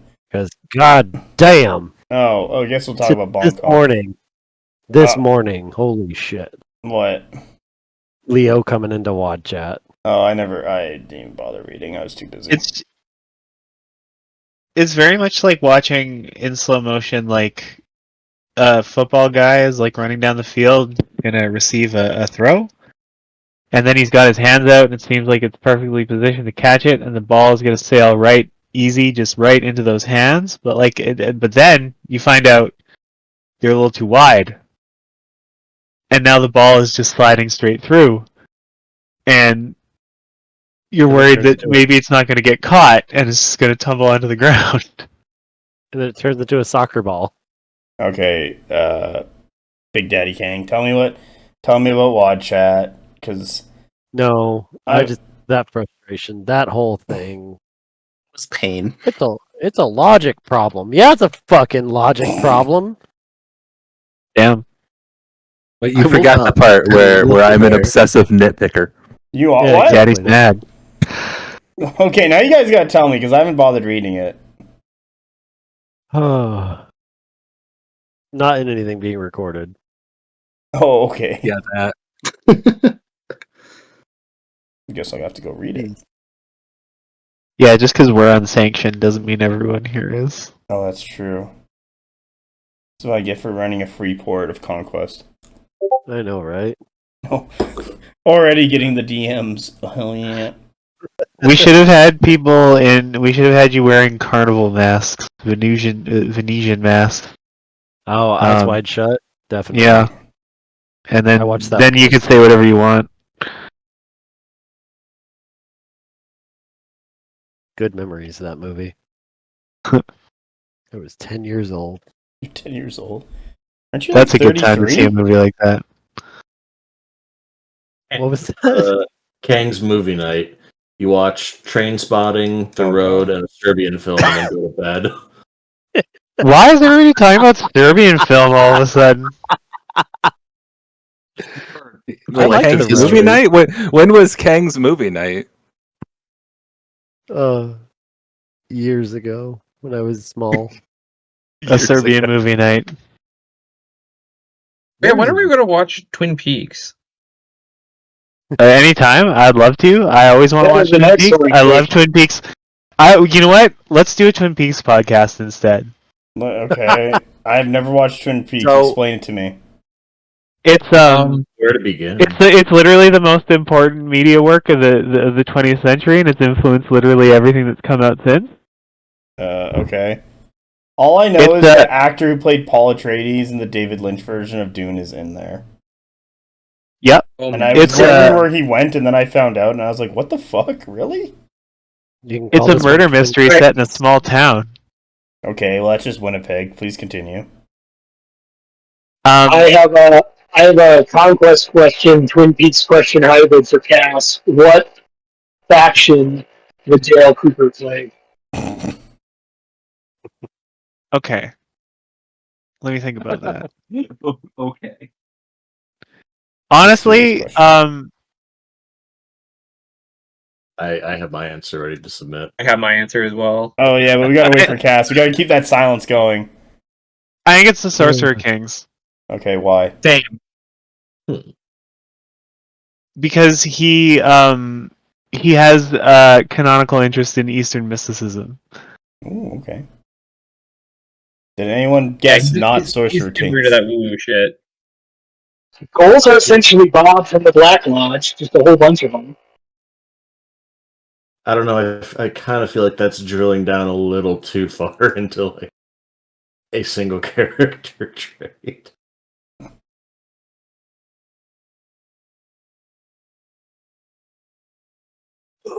Okay. Garrett, you get to change one thing about the game. What does it go? I want to You do fix that one. chanting. Okay. Kang, you get to change one thing about the game. What's not the thing previously on the list? Go. Not chanting. I want to make magic different. I have a whole write-up of magic that I did a long time ago that I thought would be more fun. I got told by Carl, like, this isn't good, and I'm still pissed about it. You got Carl down. I do that. I send things to Carl all the time. But I do Yeah. agree on the magic front though. Like, Casket will get into a rant in a moment, but like, I remember her being very adamant about the magic update for Conquest, and it was like, I remember her saying, but it's not. It was just so fucking Successes. absurd. Because they were like, ooh, this is a big magic revamp. This is gonna change how magic is done. Magic is never gonna be the same again. Yeah, You they gotta were get right. 2 successes. And then we thought another magic rework was going to happen when Sorcerer Kings is like, well, it's got to be for Sorcerer Kings. They're all the wizard, and it's like, no, rituals, Yeah. army rules. I think like my whole thing was like you made the spells that do damage long range, but low attunement, like 2s and 3s, so that you do it at long range. And as you get closer, it gets harder to cast because enemy spellcasters will be present, and they'll like stop you from casting. But then you make buffs and debuffs higher attunement and shorter range, so that you're more incentivized to do those spells. You make them more impactful and easier to cast in close range. So even if it's like an attunement 4, you're casting on 3s and stuff. It was meant to like curb damage spell casting, which we all remember Dweg. Well, I don't know if we all remember. We all remember Dweg in the early days Oh, when they had like Sorcerer 12 or some bullshit like that. I don't remember. Even though I said I remember, but it was wild. You know, just some slight differences there, and like more codification of different types of spells. Like if you had a fireball in one faction, a fireball in another faction would be very similar, but it wouldn't be the same. It would be the same type of spell. But yeah, that's what I would change. Because right now it's boring as shit. I agree. Okay, Jordan, you're next. Same rules. Something you change. No, nothing previously said on the list. Oh, God damn it. Mud Dank, you better start thinking. No pre-measuring. No, just kidding. No, not that. Mark 2 War Machine, let's go! I quit. Survey I! I'm winning all the games, baby! You guys are fucked. I don't know if it's specifically a rule, but I wish that they would sell like widgets. Like that sounds like, I know it sounds kind of cop-outy, but like, fuck me, wheeling and trying to teach that to people that have never played like rank and blank war games before is so goddamn annoying sometimes. And I feel like it would solve so many issues if they just, you know, I'm not gonna lie, the ones that I got from Dino are the best thing ever. Best purchase ever made. So yeah, Still pissed off that Leo was like, "Oh, we don't want to make them do the cord because then you have to buy a third party object." I'm like, "Why don't you fucking sell it then?"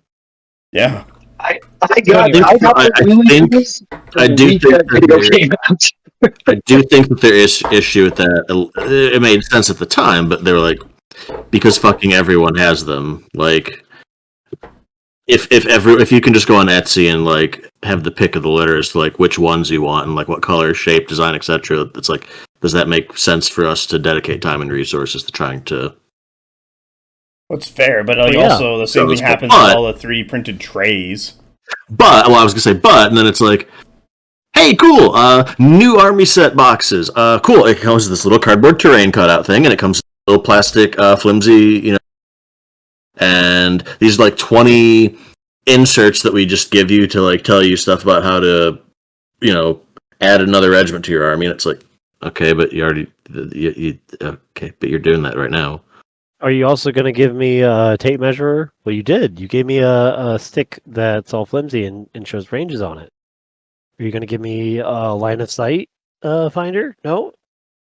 We need that. Nope. We need a laser. I mean, you don't technically need it, but it is a huge quality. Yeah. Oh, You could. So anyway, try that was with, kind of a like, cop-outy. That wasn't specifically a rule, but like, it's part of the rules. It's just a big one that comes every I would say 6 weeks. We've got people asking questions. How do you do this? And then there's like conflicting things, and then it's just a giant pissing contest, and then it all calms down. So I feel like that would just do a lot to deal with it. But not to shill, but yeah, you can buy some awesome wheeling widgets from Dino. So that's Sound Geekery. Yeah. I love mine. I use them all the time. Yeah. I played a game where a guy was like, I don't want to use the wheeling widget. You lose distance. I'm like, you lose 0.1 at 5 inches, dude. If that is actually the issue, we have bigger problems. If you think your skill level is going to be dictated by 0.1 inches, After 5 inches of wheeling, no. There's a joke in there somewhere. Yeah. My big thing about using those widgets is that it actually forces people to do how you wheel properly. Because I find people actually, whenever they wheel, they do it improperly based upon the rules, while the widget forces you into the actual form of a wheel by pinning the other corner. Because I notice a lot of people they're like, I'm gonna do a wheel, and they're like swinging both corners basically at the same time, and it's just like, oh boy. You need to that's stop. when I reach over and slap my hand on their regiment and say, "No, this is not When proper." you slap your hand on a regiment, the regiment is gone. I have seen the size of your hands, good sir. When heaven falls and Kang descends, and he becomes the being of undeath, Oh dear. your hand is the city falling. Every now and again, I still have to teach people that have played the game for a long time how you move regiments. Like, I'm going to move forward. Do not move to the side when you move forward. I'm going to move forward, and they still slide like 2 inches to the left. I'm like, that's not correct. Yeah, it's rough sometimes. There's times where it's like, okay, I'm sitting with a guy, and it's like, hey, I'm gonna do this, and I like pull out a proxy and like show them the movement and everything, and I'm like, you good? And they're like, yep. I'm like, okay, thanks. Like, fuck, get proxies. Like those trays, they're great for proxies. I They're love wonderful. them. I have extras sitting on my little stand, but I have my little cart when I go to tournaments, and I just like, all right, we're gonna proxy that out. Ooh, ooh, ooh, ooh, ooh. Or The number of times that I've told people like, okay, cool, like you have a rules question for me when I'm running an event. Don't fucking touch anything. Don't move shit. stop. I'm just gonna take this little movement tray out. I'm gonna put it in front of your regiment, and now we can see how this charge or this wheel would work. Yep. And because you didn't touch it, afterwards we know where your shit is, and then you can do whatever it is that you need to do. Like, but if you like move your regiment like 6 times, like back and forth, and it's like, oh, I think it was somewhere around here. It's like, well, it doesn't really help me now. Yeah, I notice a lot of people will just like, I want to make this charge, and they start grabbing stuff. I'm like, that's not gonna work. And they're like, what are you talking about? I do this, and I'm like, well, you fucking ruined the game state. So cool. Good job. But is it? That happens all the time where I catch a local like just throwing their stuff. I'm like, perform the charge, and then they realize like how many obstacles are in the way of it. Yeah, ooh, just Yep. hit the mic. Let's throw these keys. Oh, and Yeah, the but camera.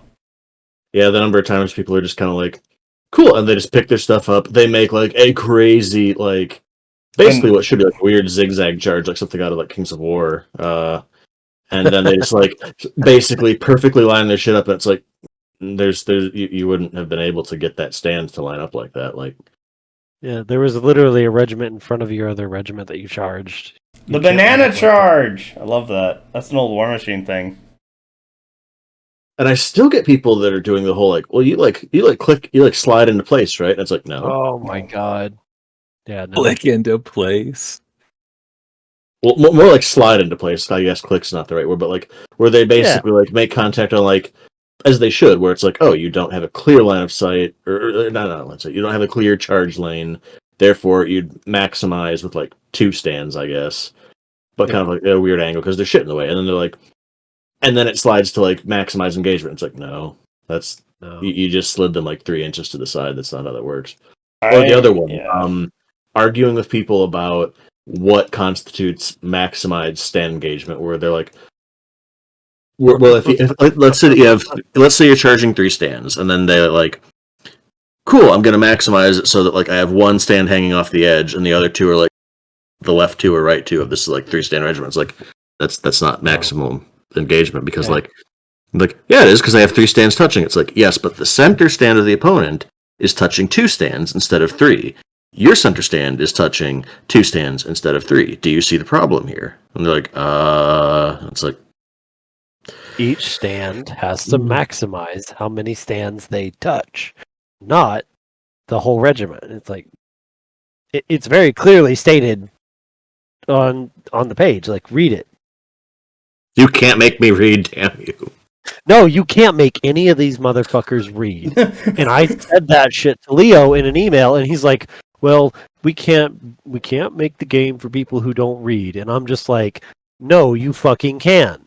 Or, like, That's what you do. You make the game for the people who read, and the people who don't read can learn from the people who read.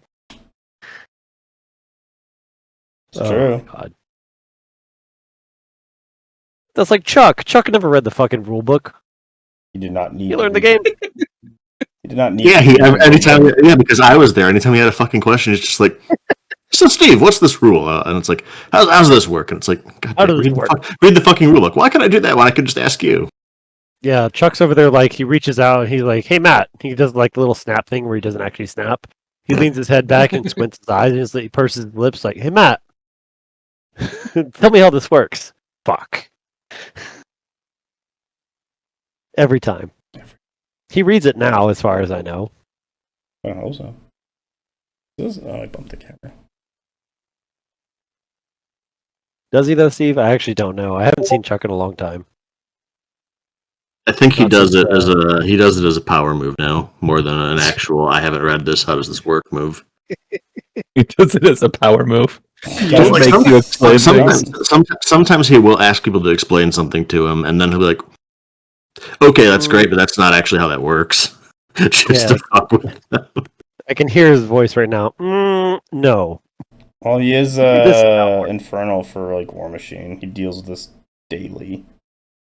Yep. He's very good at it. Chuck is very good at language and how to write rules. Which is funny because whenever he sends me a text, it's just like a illiterate monkey speak. It's like a car crash has been like committed to word form. Hey, what does Steve do? What? I was asking you what's up with Steve. What? Or some shit like that. Do I have an example? I'm sure you do. All right, chat. I'm sorry to say this is the end of my hobby adventure. Oh, did you send me photos? I'll send you the photos. Yes. Okay, before you leave, you have to answer the question though. What would you change? Oh, what I would do actually, and everybody's gonna tell me this is stupid and it sucks, but I don't care. I think it's my pet good idea for how to change Conquest. And that is if you have two regiments with characters in them clash against each other, the characters just auto duel. Okay, you can leave. We will discuss this. Thank you, Cassandra. Well, no, I want to hear what everybody thinks. Okay, Steve, You know- counterpoint. Quicksilver strike stocks go way up. I think it has some merit. But they don't clash. They choose to duel instead. That's the moment you choose to declare a duel. During the like, regiment's doing- clash action, the characters may decide to duel. Yeah. Yeah, that's fair. Yeah, I would Make hate dueling more relevant. I would hate that from a standpoint of last ditch efforts to like get an Archimandrite or hire D do something useful because it's like, oh well, sorry, you know the rules. Well, the other issue, Get in there. the other issue Yeah. that happens is if the other character declines during that clash. It's like now you're broken on your regiment, or you do. Not you're quite not broken. Yeah, like you're Yeah. you're the You you're the can't dual inspire, broken right? if You lose decline. inspire. Lose inspire and you reroll. I think one's unresolved. Lowest resolve in the regiment, no bonuses. Reroll successful morale tests of 1, no inspiration. Yeah, those are like the relevant like ones. that's a lot from Also, you can't claim objectives, right? Or seize objectives.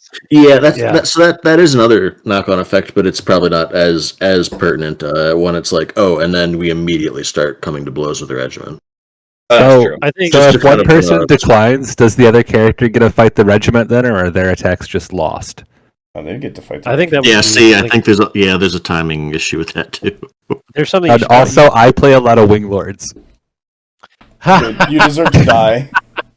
I 11 attacks and clash 3, buddy. After I charged you with my wing lord. After all your attacks can go to the character. Then my regiment will kill you. But I mean, like, if that was to be a thing, you could probably find a way to change the sequencing of it, make it work. Them not getting their attacks into the regiment if the duel is declined because he spent his action or his chosen time. Yeah, like I think that at that point that gives the player declining a duel too much agency to punish the dueler, I think. So that's probably like I think you take the decline out of it entirely and lose that broken mechanic. And then it's just like if they're there, they fight, you know? So you can still use their card as a draw event or as a stall in your activation, but you still get the duel once the regiment the character's in actually fights. Yeah, and I mean if you don't want your casters to get killed by a screaming weird killing machine, plan around that, you know? Don't be by the common gear. Yeah, Steve, just play better. That So my wasn't idea how to fix the game is great. I don't know what you're all talking about. Okay, thank you, Cassandra. I Okay, have next one on my other- list. I'll take my leave then. Mud Dank, Hey, you it don't wasn't get to you change the used game. nerd. Oh, sorry. Bye everyone. I don't know if fix the game, but like I would really like to see draw event space explored, and I think there's a lot of room for expansion. Sorry? I didn't catch any of that. Sorry, let me turn off my compressor. How's that? A little better.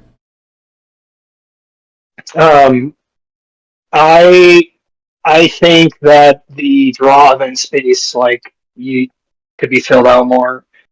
I don't know about fixing the game with that, but I'd like to see different rules, different explorations of that. I think that'd be neat. You know, we used to have a lot more draw events. We used to have a plethora. We used to have so many. But they just kept getting taken away. They just keep getting lost. And now draw events are kind of rare, honestly. Well, I think the issue was it was a timing issue where, like, Bastion, if I don't Bastion the first thing I do, I'm not, and then it attacks, I'm not getting the benefit of Bastion. My thing's dying because it needs the Bastion to live, because it's not defensible enough without the Bastion. A lot of draw events were like that, unless it was an offensive draw event like Burnout or the whatever, the one on the Steel Forge. Like back in the day, Fury was Fury. a draw event. It became +1 attack on everybody just on the profile then. But there's space that you can still do interesting things with draw events. It's just not being explored. No, and especially after all the cutting down that's been done. Yeah, I agree. I don't know, it's weird. Like, I feel like Old Dominion is the draw event faction because they get a lot of their dark power bonuses from draw events. And they get weird stuff, while all the other factions just get, you get to pick from the table, and it's these aren't that great. I mean, I think they could go back to being character utility, because, the Predator still has Fire and Advance as a draw event, which is still really good. For now. Oh, yeah, for now. I But shouldn't is it not? speak in the possibilities of it's not going to be destroyed or removed either. But, combat characters could offer draw events again, like they used to. Combat characters used to have the Entourage ability as a draw. Well, not all of them, but the Conjurer, the Nord's characters had Entourage as a draw event ability. But the unit would activate and then the character would act, if I remember how it went right. Instead of the character would act and then the unit would activate. Does that seize the day? Yeah, seize the day. If That's what it's called. I miss those. I miss that one. Well, the reason there's why they didn't let, I know Turn the Tide went away is because of freaking Dweghome and the wizards in Dweghome just blowing up the world. Yeah, it needs to be more selectively applied. And I think Everyone will hate my character idea. Yeah. It's not your turn yet, so we gotta wait. Yeah. Yeah. Yeah, that's probably I like draw events being expanded, and I think putting them on combat characters so they do something instead of just singing, dancing, and cursing is a better idea. Yeah, that's fair. I have to do it this time. Okay, yeah. Who's next? Lore expert Steve. You're next. Oh, Shindo Jordan went away. Good having They him. left? Yeah, he did love. Or did love. He did leave. He also probably did love. I'm just gonna say what everyone's thinking. I want to fix the fucking not reinforcement, this fucking supremacy mechanic, because Yeah. fucking hell, like not having any incentive to have big blocks sucks. The amount of games where I or my opponent have stupid ±1 supremacy token just live on their half of the entire game, and you're just getting snowballed, and then that's fun. Everyone's enjoying that.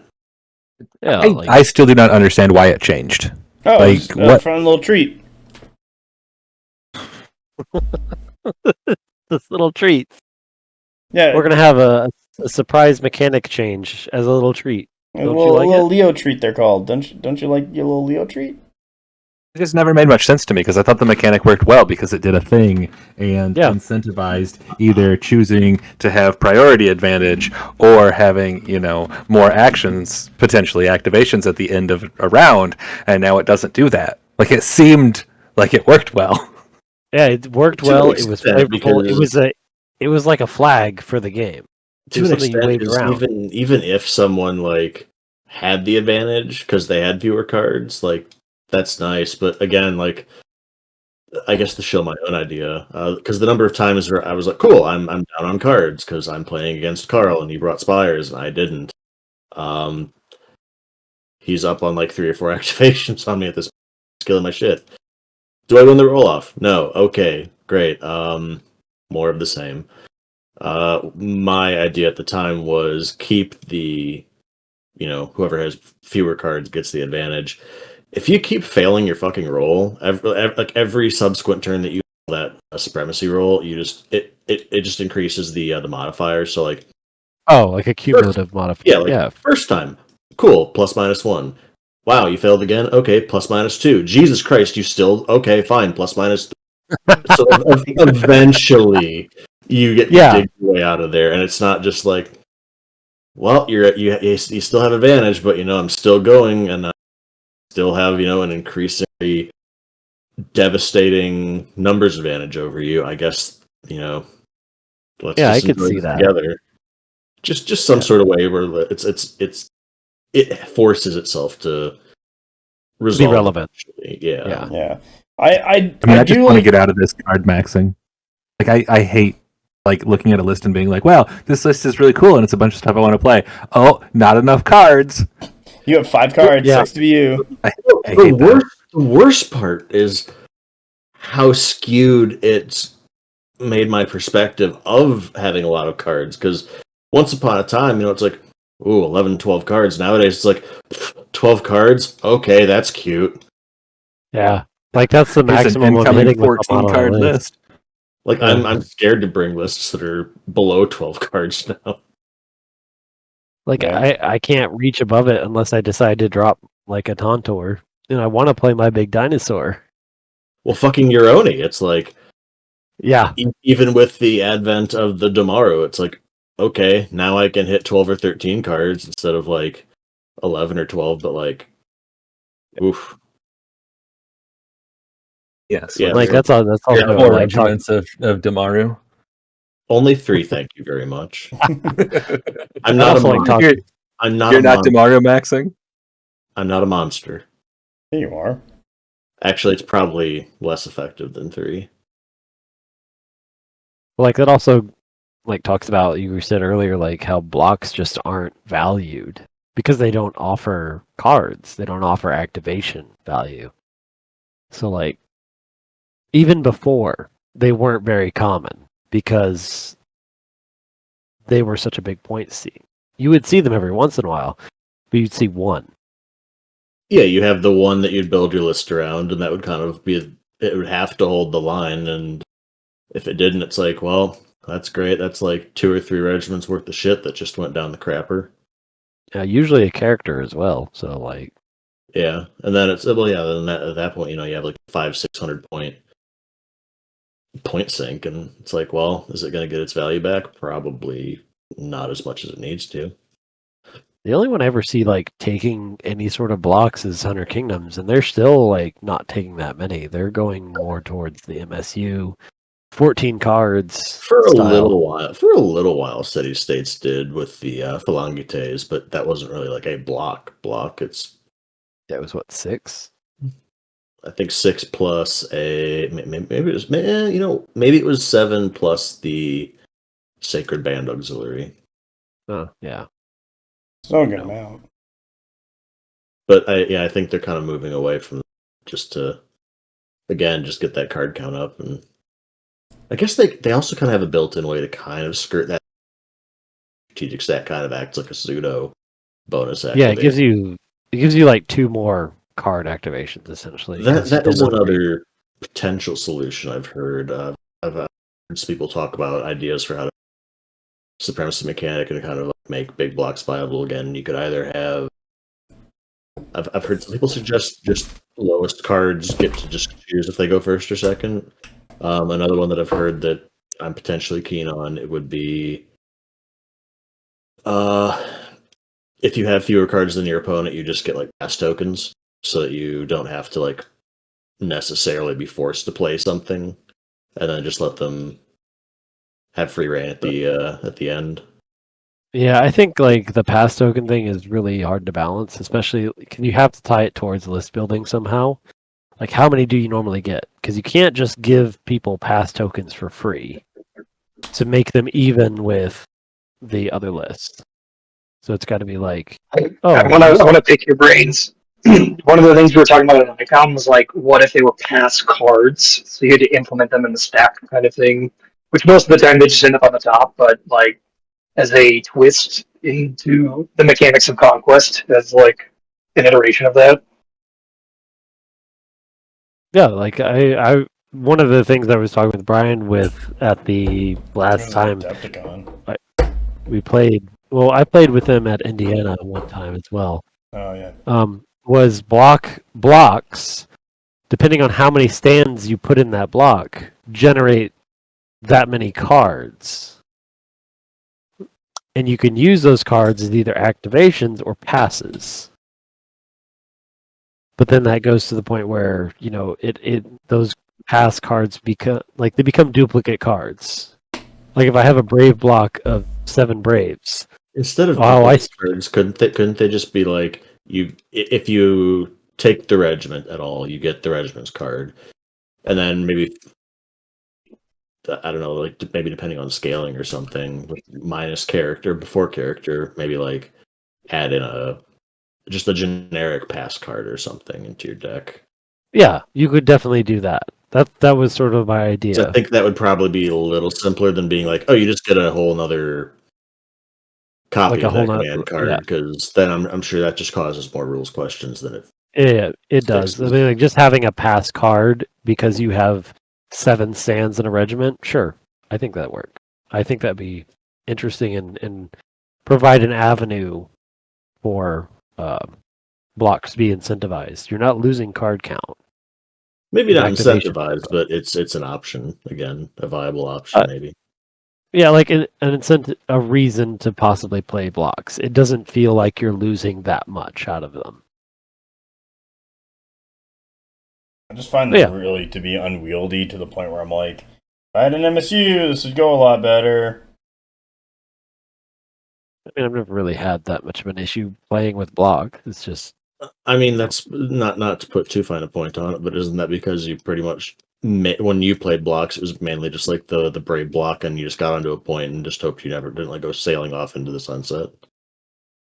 At the time, it was hoping not to, but also like I still played it aggressively because there were usually blooded MSUs following up behind it to hold the point. Because it was a Brave block, so it was failing on 6 and charging off the prone to just wandering off and being like, well, I leave this in your guys' care now. Exactly. So yeah, there was that. But yeah, no, I hear what you say. Yeah, well, I did the heavy hog where it was like 3 bricks, and I'm like, oh boy. Yeah, that can actually because you have 3 giant ones. Yeah, and if All it's like, stepping and up if you did not to- set it up from the very beginning, it was just asking for problems. It physically hurt to move and interact. There were You stab times. yourself every time. I have. It's not fun. What's the other one? Apex, what's your thing? Well, I was going to talk about changing Supremacy too, but I have a terrible character idea that no one will like. Good, let's hear it. And it doesn't work because too much dread has been added. Well, Better. actually, maybe it does work because dread has been added. So you take Inspire and take Aim basically out of almost everywhere they exist now and make them into character actions. So it gives the character Okay, a thing why? because people say their characters don't do enough. So now if you want to Uh, inspire, your character has to go. Oh did my you gosh. did you solve the lament configuration and you're turning into a Yeah, is the cube? Do you have the cube in the basement with you? I've fucking been there. There's random shit on the shelves. Did you find it? What? No, Do you want me to call your wife? Thing. Like, I'll call her just to be like, yo, fucking Later, what? I mean, I think it would make it, an interesting dynamic. You're taking, you're changing the math a little bit. You're actually probably making the game a little less lethal, which I don't think a lot of the community would hate. And you're making those characters far more relevant. Dude, we need Clash 2. Everyone knows that. Clash 2. I mean, Yeah. my ISIS is interesting, but I don't want to have any part in it. Yeah, like at first glance, I'm like, ugh, but also like thinking about it, like that could be interesting and fun, maybe. But also, like, I think there's, things like Dread would actually have to be Toned looked at down? again. I tell It'd you have what, to be- I'll tell you what. We can try it out in First Blood first. There's a test. I mean, that's probably actually a good First Blood rule, all things considered. Yeah, What little I have read of First Blood rules, it probably works because don't all their characters have like orders you can do? Yeah. command. they have ability. orders, and like Yeah, you can also yeah. have officers and things get. Oh my god, I shouldn't have said officers.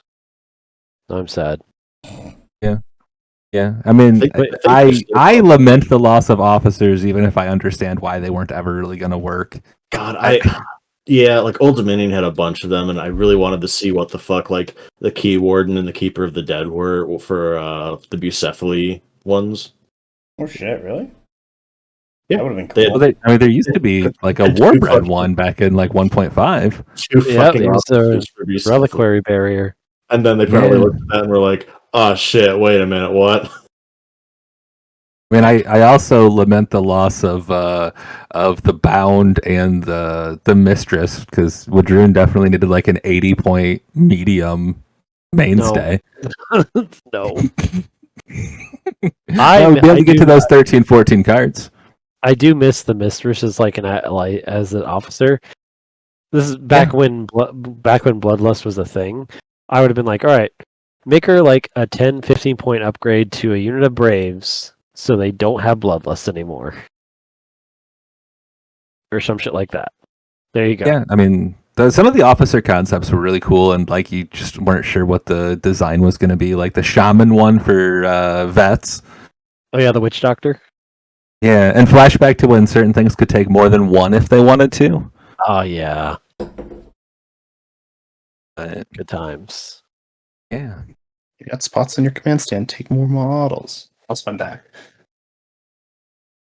I mean, I wish they could have figured out a financial viability for officers. Like I like the idea. I like a little bit more of customization to some of the regiments when they had it.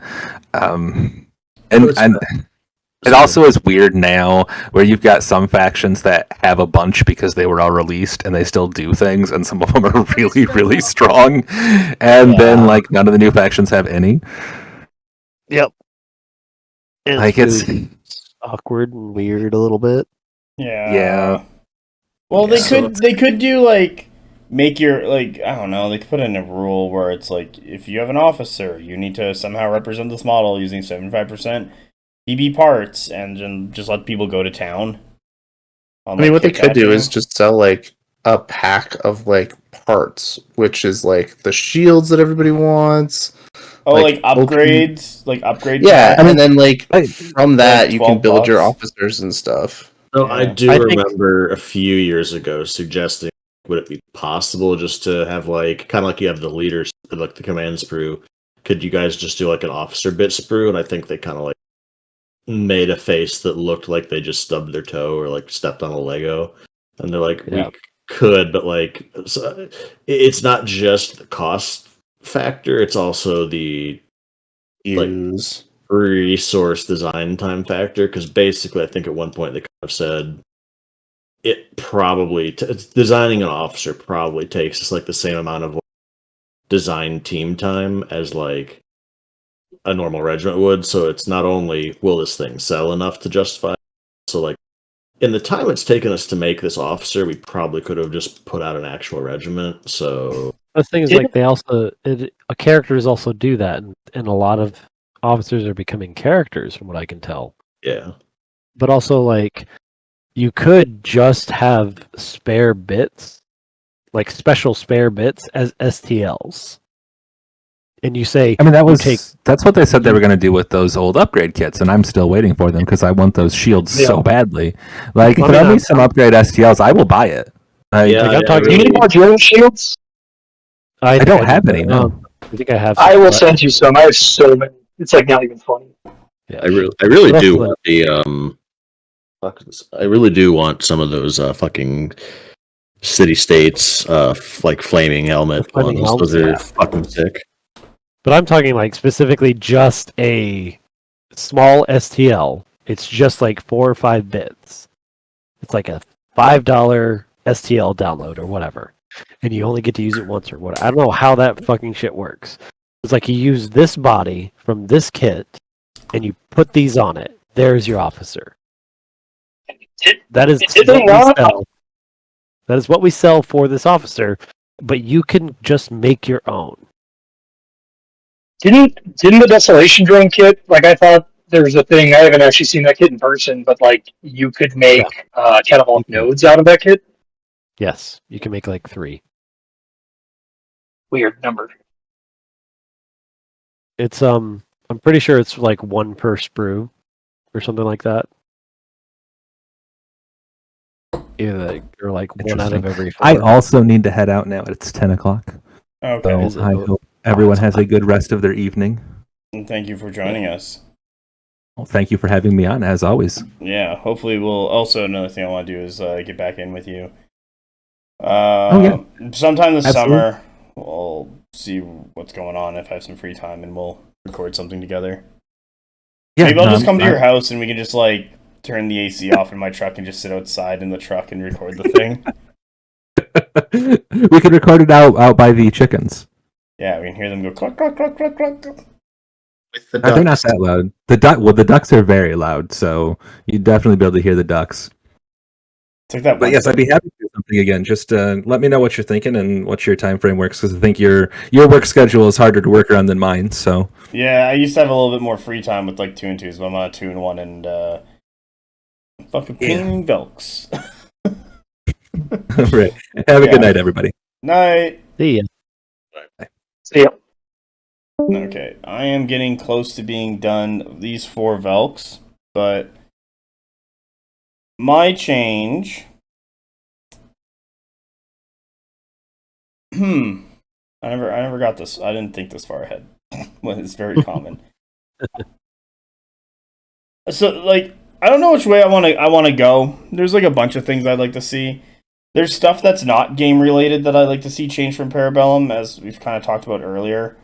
What I feel will be more helpful to the company as a whole, not just the game itself.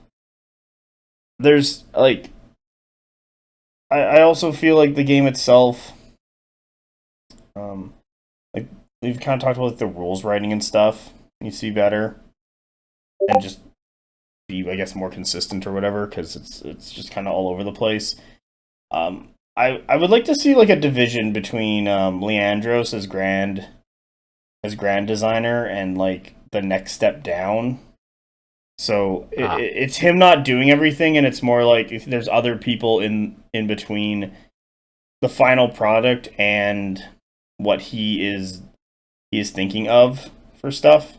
I think that would be more beneficial as a whole to player base as a Oh, change. having- Okay, there needs to be a judge program, there needs to be playtesters and like a playtest lead, and basically Leandros goes, I want to see this, I've designed this, hands it to the playtest lead, the playtest lead gives it to his playtesters, see what happened, comes back, gets the information, he goes, yeah, this is pretty good, we'll change it by 10 points, boom, send it out, good. Oh, hey, this fundamentally doesn't work and breaks the game, Leandros needs to go back, figure something else out. Yeah, I can see that. Like, And it needs to be like at a like company level for that. Like it can't just be because I think the problem that they have is Leo is judge, jury, and executioner for it's everything. Carl Urban. Yeah, Actually, he'd be the He's the Sylvester law. Stallone version. I am the law. Yeah, like it. There's stuff like that. Like gameplay wise, I find the game to be fine. It's enjoyable, but it's just I find because of how like it's not hard to find the broken shit, and then it just goes nuts, and it's like, okay, cool. We gonna fix this or what? And then it's like, no, it's fine, and then we gotta like live with it for a while. But Yeah, okay, simply because like I do appreciate living with stuff and like building how to deal with it myself and not just being like whining to the developer. I don't think like the player base should be whining to the developer to change stuff because they Right. like let's say view it bad or something because it's like, oh, this is bad design, it needs to be changed. Like, no, you should learn how to deal with it, to be honest. Yeah, it's like for a long time, Ash and Dawn. Like people learned to counter build into Ash and Dawn. They Yeah. were still a problem, and you could still play into them, but they were adjusted when they were found to still be too much of a problem, even after the meta had adapted. Yeah. Well, it's And the that, same thing with slingers. Even like we could tell that slingers were too strong, but like you were able to play into them. yeah, like You could.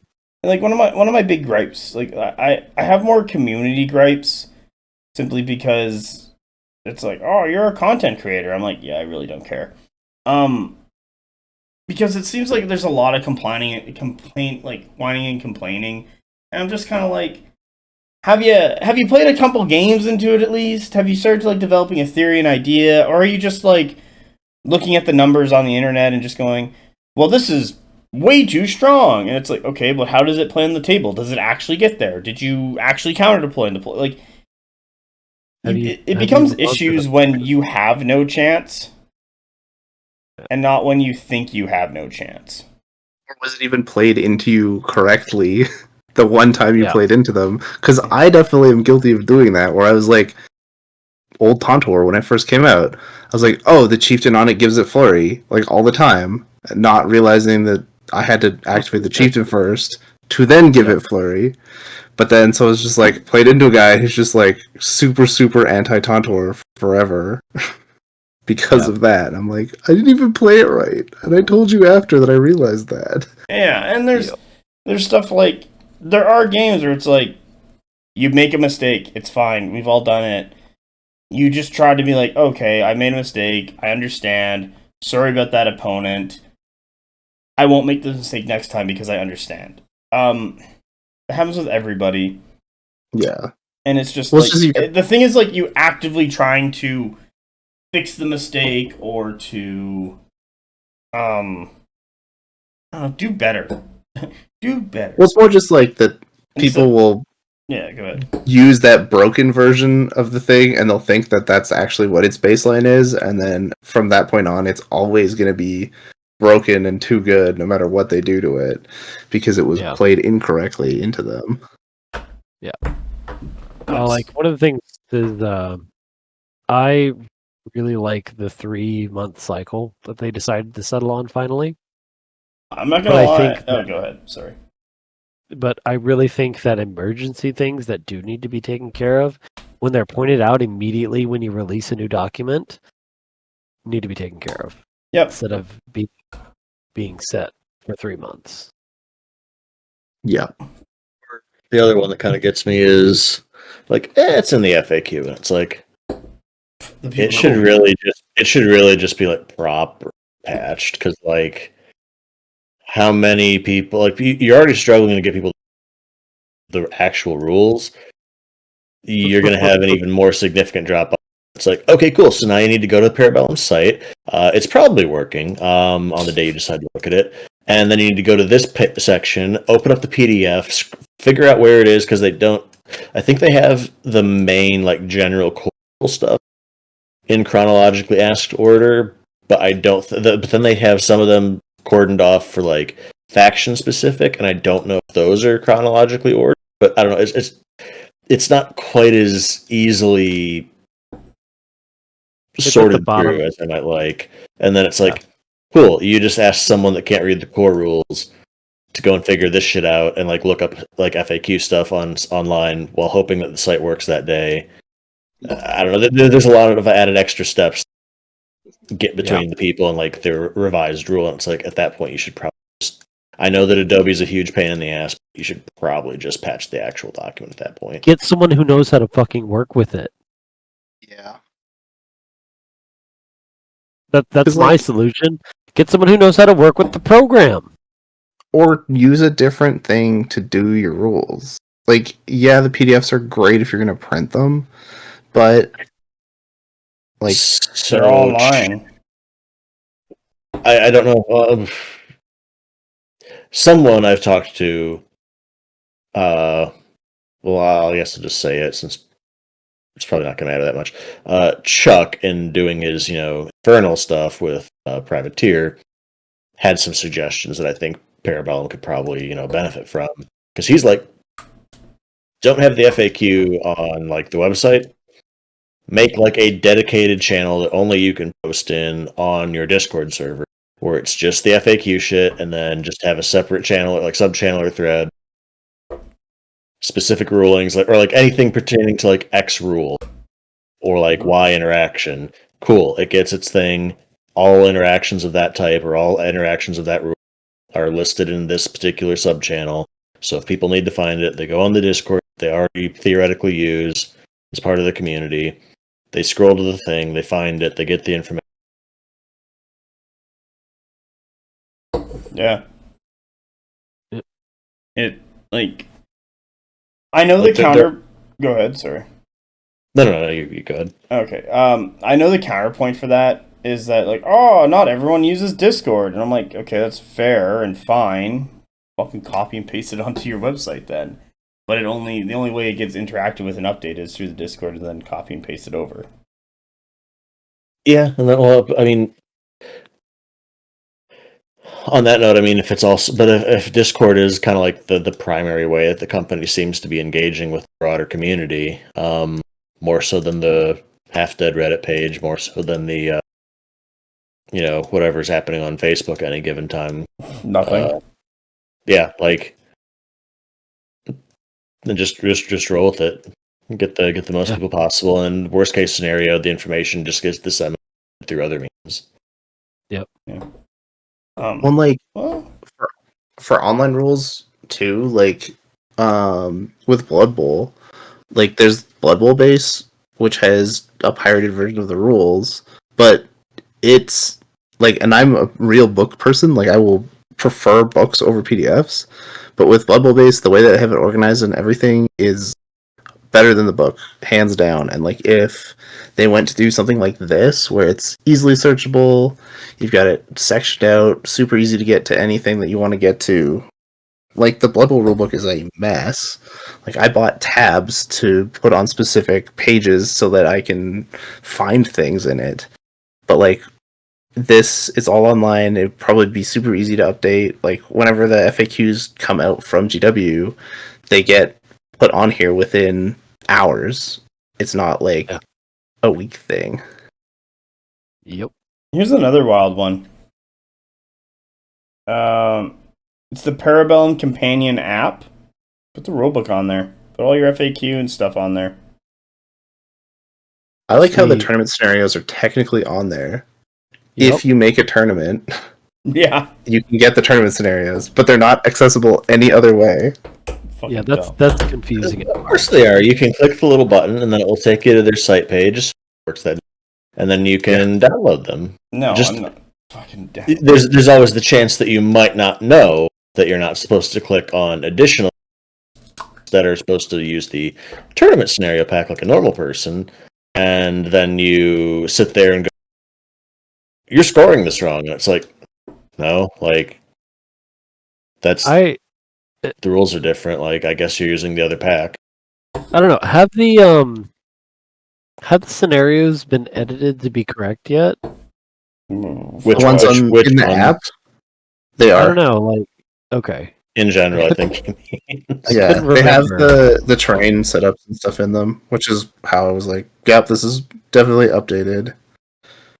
Remember, it was the scenario that has 5 objectives on it, and you can't pick the middle one, but it talks So about I the think middle one. they fixed Foresight. Wait, Okay.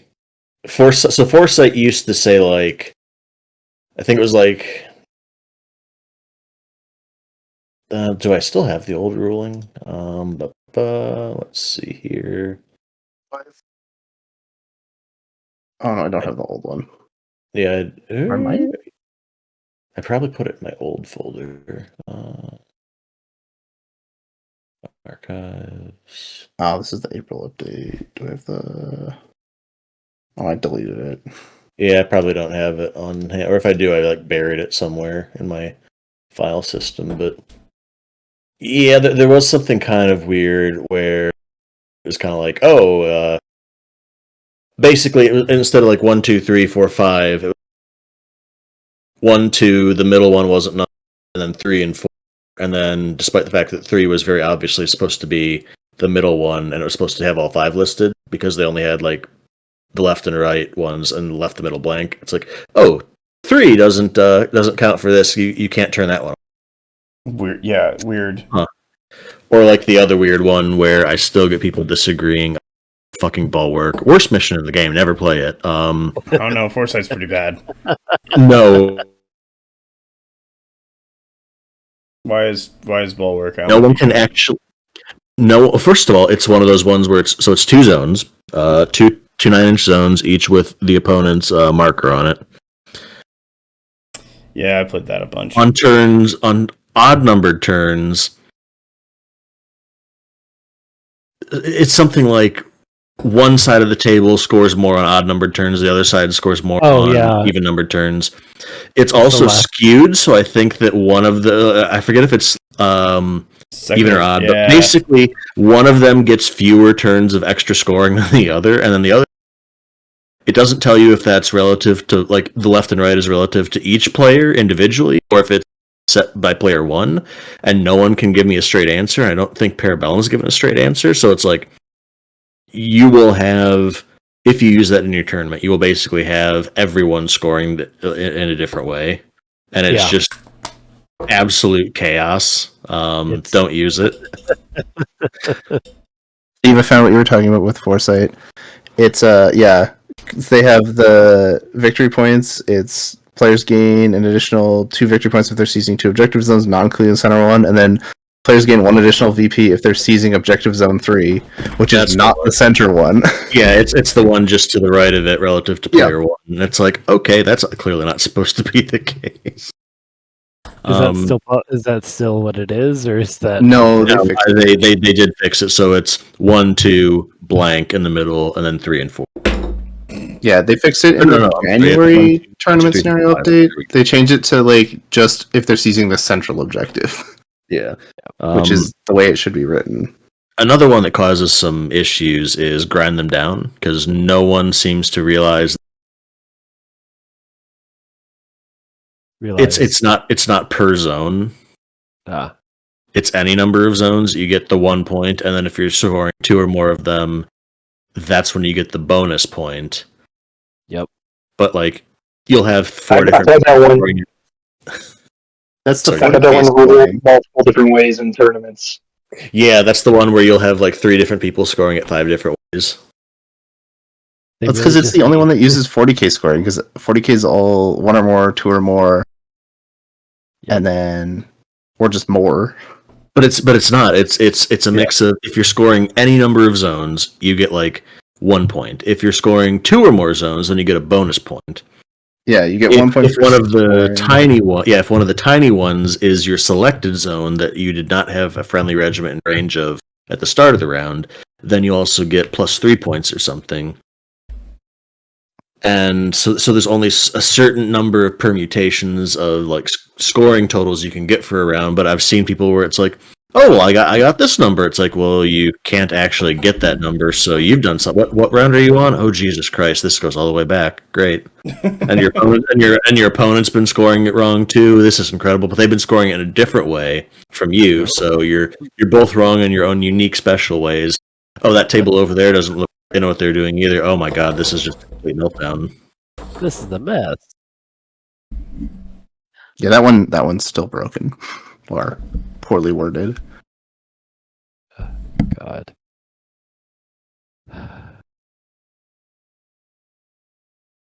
Who hasn't said what they want to change about the game yet?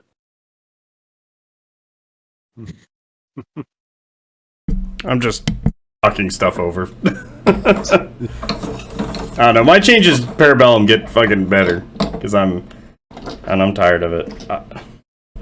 I want to change my fixed chanting to migrate the rulebook to like the online, like actual usable online thing instead of a Adobe PDF that's hosted. Yeah, like Wahapedia. Yeah. Yeah, a really good resource. They're for poor PDK. IT guy. They're poor IT guy. That's just Oh, something else. Buy that it. Get another IT guy. Yeah. Falls onto his plate. Well, the way that they do stuff in the rules on the app, like the special rules, they're not just us. It's not just a list of special rules with their descriptions that get added, like get referenced by the rules. They're like their own thing because you'll have multiple special rules with the same name doing different things in different regiments across the different armies, and it's just like this isn't how this should Inventing special work. rules would be cool. Yeah. Also, like how just to kind of hoot on the sorcerer, which I will be taking incidentally to Indiana, but that's neither here nor there. Of course you will, Steve. The whole man, I gotta hustle. But like one of the problems that we've had with that recently. Wait, where the fuck are you getting this magical? You get Juggernaut, but it's special Sorcerer King, cool kid Juggernaut, where you get to ignore the hard cap on modifying the charge distance. Oh, well, technically that's under the Fire Elemental rule, and nowhere else. And then it references Juggernaut with, but it says, oh, but don't worry about it. Even though Juggernaut says there's no way for it to be modified, it has a carve out in this rule that says you get to ignore that. And it's like, that's okay. Cool. It's super fun. And don't all fire elementals have that rule, but it only applies to the Rakshasa or something like that? So there's the extra fun little layer on top of it, because I asked a question where I'm like, okay, obviously this is probably meant to allow the Rakshasa to get the extra charge distance, but as written, does that mean that I could theoretically roll a d6 for my charge and see if I can get that extra inch of movement if I nail a 6?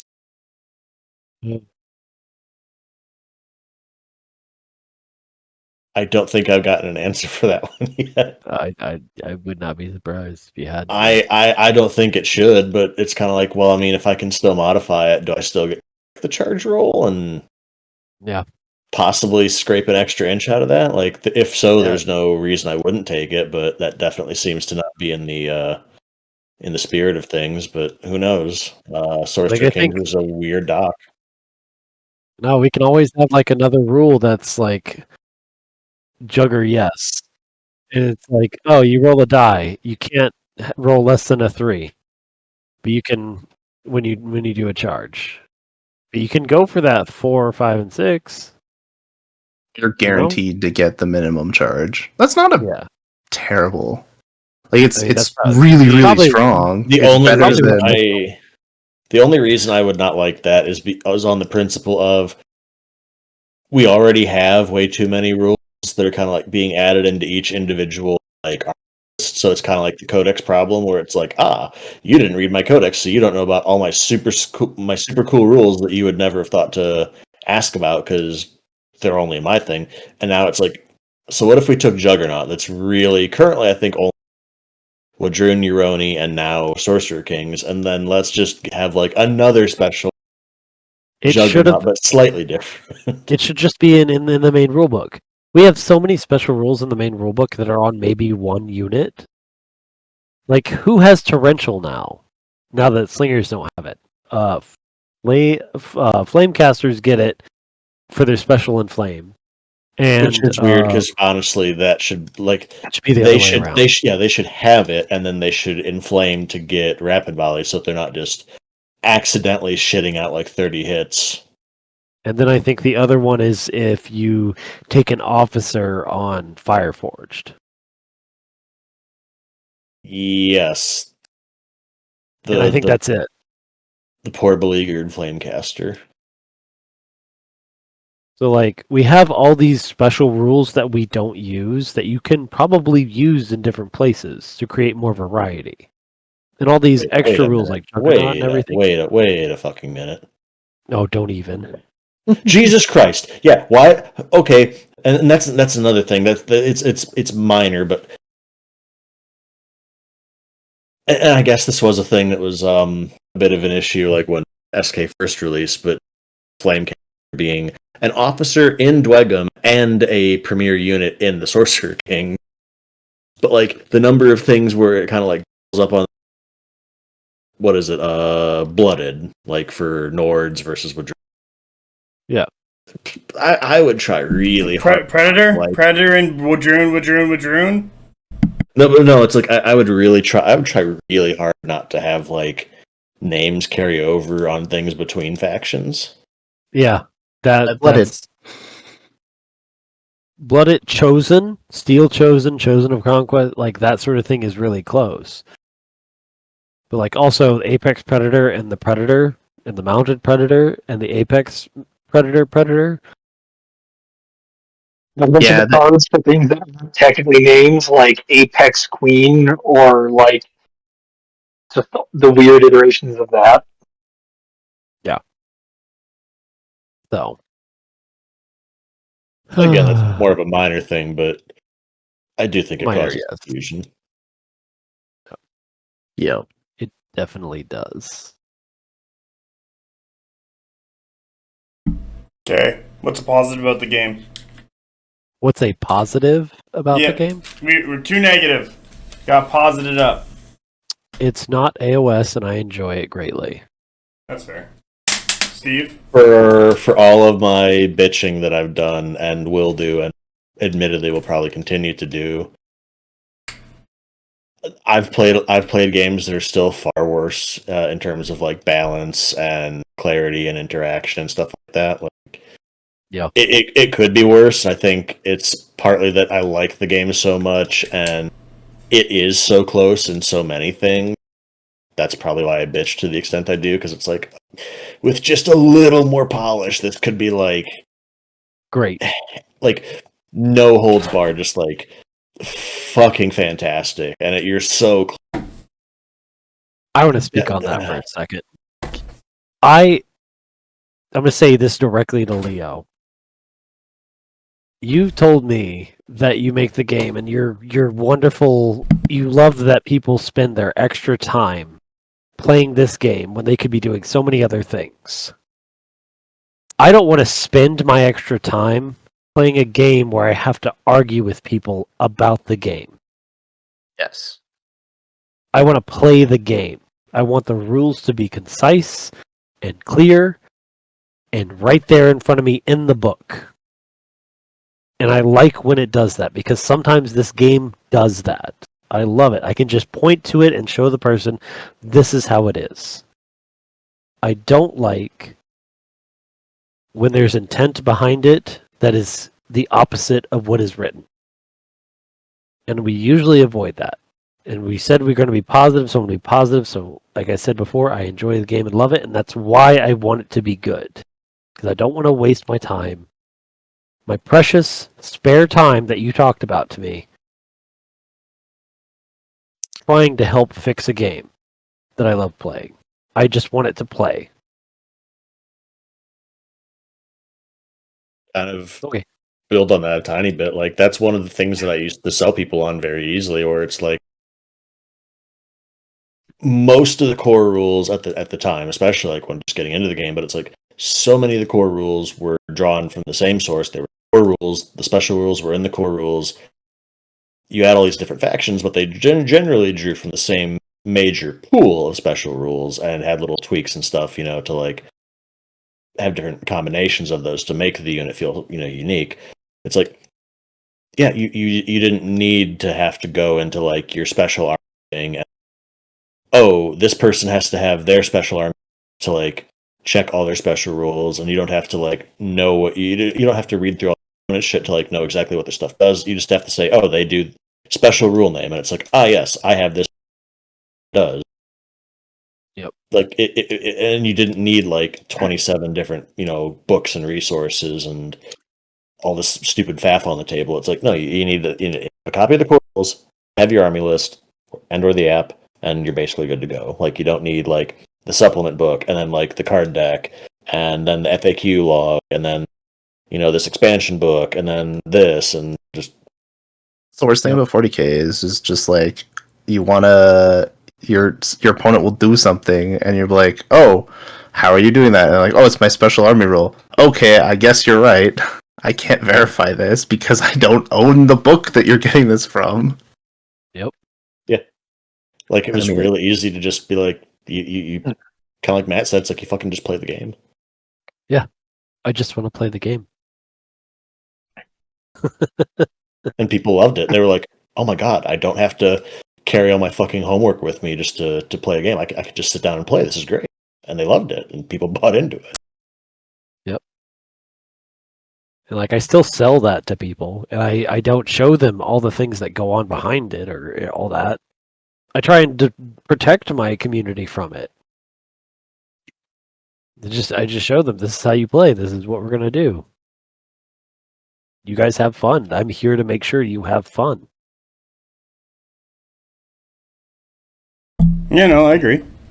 Like, it's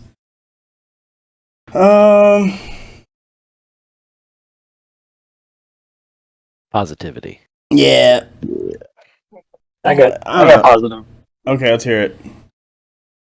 Like the pillars of what made Conquest, like the skeletal structure, like I think they kind of nailed those. So even if there's issues in balance or how army rules express, like those are things that can be tinkered with, and also not at cost to the player for the fact that everything's free and it's like a pretty collaborative experience. But you have like kind of the flowchart of, you have excellent models, and then they have the stand-based system. So as far as a rank and flank goes, it's so much less fiddly than other ones. That goes into unit design, that goes into the deployment system as a huge strength, where we're not spending 30 to 40 minutes a game just setting up. It's like you have play and counterplay and iterative expression of how the same matchup might play out each time depending on how deployment goes for each player. That goes into the activation system, which is like so strong. Like all these things just build on each other, where it's like, yeah, like I feel really confident in what they have here. And I think overall, most of the people, like especially in this chat, but like overall who are really passionate about it, they just want to see that like grow and become more and more awesome, which I think we all feel will happen. Yeah. Like, I think it'll happen. And like everything you brought up is just more positives. Everything's good about all of that. Just right off the bat. I love it. Yeah, like I like the art that got me into the game, and I enjoyed the game, and I thought this was going to be a casual game, and then fucking here I am making content. So I also like the lore. I don't know. There's bits of this game that I really like. I would like the lore expanded upon. Like I'm hoping for stories. I'm hoping for that D&D supplement if it's ever going to actually come true. After the like wizards being stupid, I probably won't. But I mean, like, whatever they do. I'm like, I do enjoy this game, and there's one of the things I like about this game is that I want to want to do better at it. And like it really rewards skill. Like you don't have to math hammer this stuff. Like I see people on online. They're like, oh, you got to get the math, and I'm like, do I really? Because I don't feel I do. It helps inform some decision making, but it really can't be like the be all end all. Like there's guys who do all the math hammer and they still lose, and it's like, hey, did you actually? I guess do you had the math, thing right? You had the math, but as Ben once famously said, What? Say it again. As Ben once famously put it, like poorly positioned units roll worse. Yes. I do find it funny when people come in to the server and say stuff and be like, oh, this unit didn't roll well, like they underperformed, so they're garbage. And it's like, no, that's just how it happens. It's a dice game. That's a thing that happens. Yeah, like people will always be like, oh, you should never blame the dice. I'm like, once you get to a certain skill level where you're both kind of equal and you're positioning well, you're not making as many mistakes, the dice matter. Yeah. They matter a lot. That's what they're for. They're to create randomness in an unrandom setting of set number movements and set number of attacks. And now, I will say, occasionally I do reserve the right to complain about dice swings. No, I say you should. Unlike my opponent playing, I engage their hold ballistae. I think they declined a duel at some point, so like they can't inspire. And without inspiring, it's just like, all right, well, here we go, game. And they like 2 fucking stands put out something like 9 hits into my unit, and I fail. Jesus, and it's like that reminds. Okay, well, there was a unit here at one. Honestly, I was expecting it to be mine. Yeah. Do you remember my Apex? Which one? There's like 4 of them. Steve knows. This was the first time Steve played Sorcerer Kings into me. It was out at the I think we've only played twice. Once at the Michigan G2, and I played a few weeks ago at the Brewery Bath. No, it was at the old Yu-Gi-Oh haunt. Oh Jesus! Wait, I played you? Yeah, you played me round. I did. Oh yes, that. I tried to bury that memory. I think I rolled like 15 saves on an Apex and needed to roll like maybe. I needed to roll an insane amount of ones because he hit me with AP2 or something. No, I think I hit you with Sandstorms -1, and then probably the. No, because it was shots. Because I needed the charge into your archers. Oh well, nothing really has AP on shots, so it must have been the Sandstorm then. Yeah. Well, whatever it was, you basically fucking. I fucking whiffed everything, actually putting damage, and then you just touched the thing and it blew up, and I'm like, well, okay, I guess I lose. I specifically remember it because the Apex was like at half wounds at this point, so it had 8 wounds. You put a whole bunch of shots into it. It was 12 to 15, and I rolled like 11 ones, and then a bunch of 2s, and took 2 damage. And then the Apex charged into your archers and ate them for breakfast. It was something inane like that. In that moment, that was sort of like the feeling that I imagine one had. Their child is struck by a car and is trapped under it, and they're trying to lift the car to save them, but they just don't have the strength to do it, and there's just that sense of hopeless, grief-stricken despair. It's a dice game, baby. Yeah, dice be dice. This is why I don't gamble.